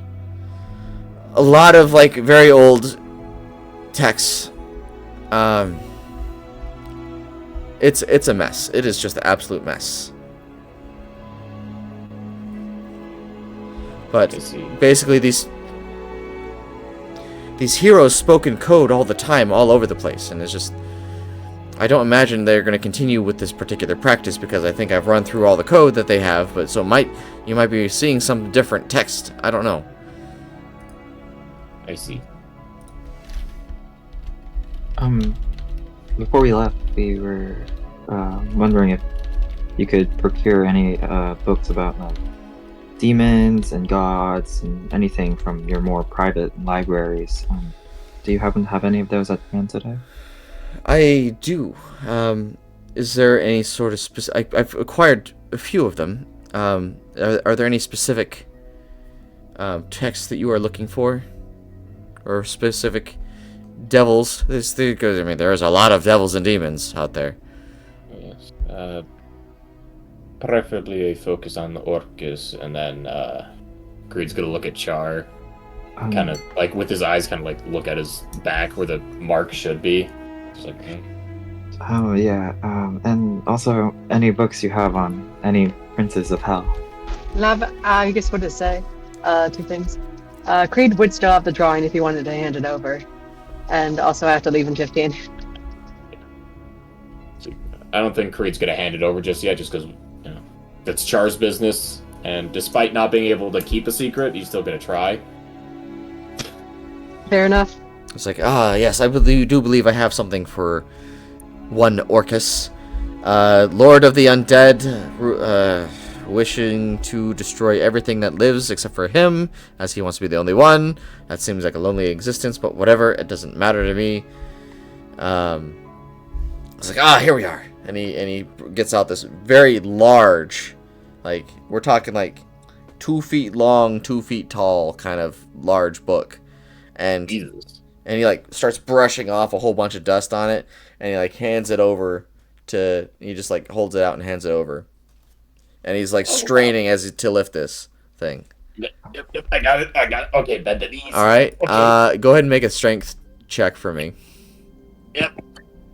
That 20, baby. All right, and you almost like kind of fall forward as you realize how heavy this book actually is. It is about 80 pounds worth of book. So about getting that workout. Okay. Yep. Creed's gonna like try and shoulder it as best as he can. Try to avoid revealing that you have this book. This is not a nice book for people to know that is out. So please try to be discreet with this book. Oh no, yeah, I'll just put it in my backpack. Would you like to hide it? If you'd like to hide it, I have a place I can put it. Though I'd rather not just show it right now. No, hang on, I got something for this. And he's gonna bring out his chest of preserving and put it in there. He basically just carries a mini fridge around with him and puts it in there. God, that's gonna start the caddy back. Okay. Anyways, Mister, if I may ask, do you have any books on true resurrection, perhaps? True resurrection. That is quite an interesting concept. I must admit, I do not have access to such books. Well, that's a shame. Do you know who would? I imagine the Archscribes do. I can try to make arrangements for you. Yes, I'd much appreciate that if you could. Well, we will see what we can do. So, and what is your name? Theodmer Elmer Relabella. Theodmer Elmer Relabella. Yes. Okay. I will jot that down, and I will see what I can do. Excellent, much appreciated. So, if there's nothing else, I guess I will get back to my studies. Thanks for helping us, Caesarian. Of course. Yes, much appreciated. And as this is going on, Corthina is looking through the books, and are you in the section that I think you're in? No. Jeez, man. No, she returns the books she had, and she goes around, and yes, she meanders over to get some of those kind of books, but she's also looking for, oh god, I had it. Crap, there was another book she was looking for. I'm trying to remember what it was. Well, never mind. So there's a book that kind of catches your eye. It's called The Ledger of Lost Promises. Ooh. And okay. As you grab this book and begin to look at it, somebody walks by you and stops and says, "Isn't it funny how these things go? One moment a man is alive, an inconvenience, a liability. Then a little bit of chaos, a bit of bad luck, and suddenly he's no longer a concern." Ruthina kind of looks out. What? But I hear you didn't return alone. That's interesting. Darvis' body should have been left to the crows, yet there are whispers that his unfortunate expiration was premature. Tell me, Corthina, what exactly do you expect to gain from this? Keeping a dead man walking is an awfully dangerous game to play. Corthina looks. Who's standing there? Do I know them? It looks to be like one of the Order of the Scribes. He's in cloaks. He's got the hood drawn over his face, and he says, Looks at them. Huh? She just looks at them and she's like, "I'm following what Lady Songbird wanted." Be that as it may, Setheric is patient, but not infinitely so. He would be disappointed to learn that a loose end remains untied. Well, I know where I take my orders from, and it's not from him. And she turns back to her book. Very well. And he disappears into the shadows. She takes the book that caught her eye. She takes that one with a small stack of other books and goes to the counter and checks them out. Because I cannot remember what the book she was looking for was. Alright. And as you're doing this, you see Theodmer, Char, and Creed come back. Hey, did you find what you were looking for? Flies them quickly to the person, just put them in a bag. Yeah. What? Hi guys, how's it going? Did you guys do your thing? Whatever. The key thing? Yeah, we got the message from it. It's within the mind's eye, the magic of ruination give us entrance to thy station. What does that mean? I have no idea. Well, it's clearly asking to enter something. From my point of view, at least. Yeah. Yeah, we'll need to go back to that cavern, cave. Oh, that temple Hall of thing? the Heroes. Yeah. Oh. That sounds about right, I guess. I mean, technically after what we went through last time, it makes sense. I'm really not looking forward to that. Like, No, thank you. But if it needs to be done. Corthina takes her little pouch of books and starts walking out. Do we need anything else? I don't think so. I don't think I can carry much else. And you see him like walking around this like giant chest, just. Do you want help with that? No, it's a matter of pride now. Okay, do you want me to pretend not to help you, but actually help you? Just as long as I don't see it. Corthina like slides her tail, like she walks close enough so her tail gets like under the chest and pushes it up just a scoosh, just enough.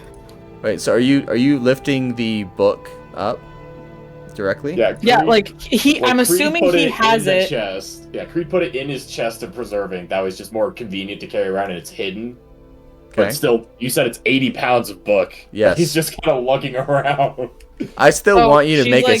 I still want you to make a strength check. Just humor me.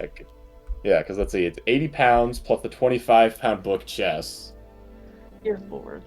Ooh, that's a 6. Can I get it to from Cortina help me? So, when Corthina tries to lift it, you think it's just like something light, but you're not expecting whatever is in that chest. You're not expecting it, and like the chest slips through your fingers and it splinters your finger. It's just like it leaves like a wood splinter inside your finger. My finger? My nail. Yes. Oh no, I use my tail. I put my tail under. Oh well, it gets well then. Okay, fine. You get a splinter inside of your tail. Ow! What the heck? Sorry. Jesus Christ! And she like picks it up, like she picks Who up. the hell is Jesus? Yeah, the reception says, "Who the hell is Jesus Christ?" Just Salune, bam! She picks up the chest and she's like, "I'll just carry it." God. Oh man, this moment of sacrilege brought to you by Which god? Oh It's just we're on no. tight terms. Don't worry about it. So can Corthina carry it? No problem. I should be able to. I don't see why not. She has like double the strength of Creed. I imagine so. You're able to like casually carry 300 pounds. Right. Creed struggles at like 150. It's just Oh, the poor way baby. it's shaped. It makes it super awkward to carry. Okay. Because it's 2 feet by 2 feet. Oh, it's like two microwaves put together. That does suck. Ugh. I feel like Cortina can handle it. She's got like a foot taller than Creed, twice as strong.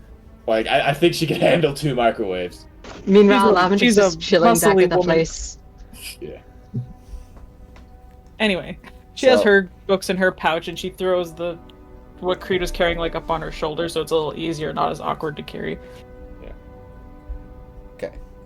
So, with the 5 minutes we have left, is there anything you guys want to do? Nah, I'm good. Wait, no, we don't have the gold yet. Never mind. I can wait.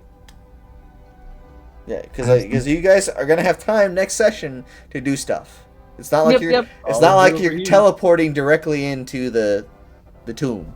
So Yep. Oh no, we are now. Okay. I've got a feeling that's what happened.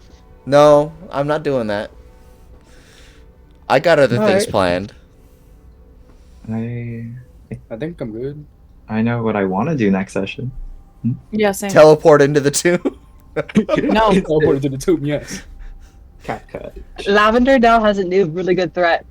She was threatened to stick the dogs on the bone dude. I forgot his name already. Whoa. Let's calm down now. Easy there, easy there. And when she wants to stick the dogs in regular people, she just reminds them there's bones inside all of us. But all right. Well, in that case, all of you return back to the safe house, and you get a nice long rest after a very eventful couple of days. Damn. And yes, I imagine you guys can discuss the splitting of the treasure next session. So, Okay. And with that, we're gonna just go ahead and end the session here, and I'm going to go ahead and stop the stream. Right on. Sweet. Alright.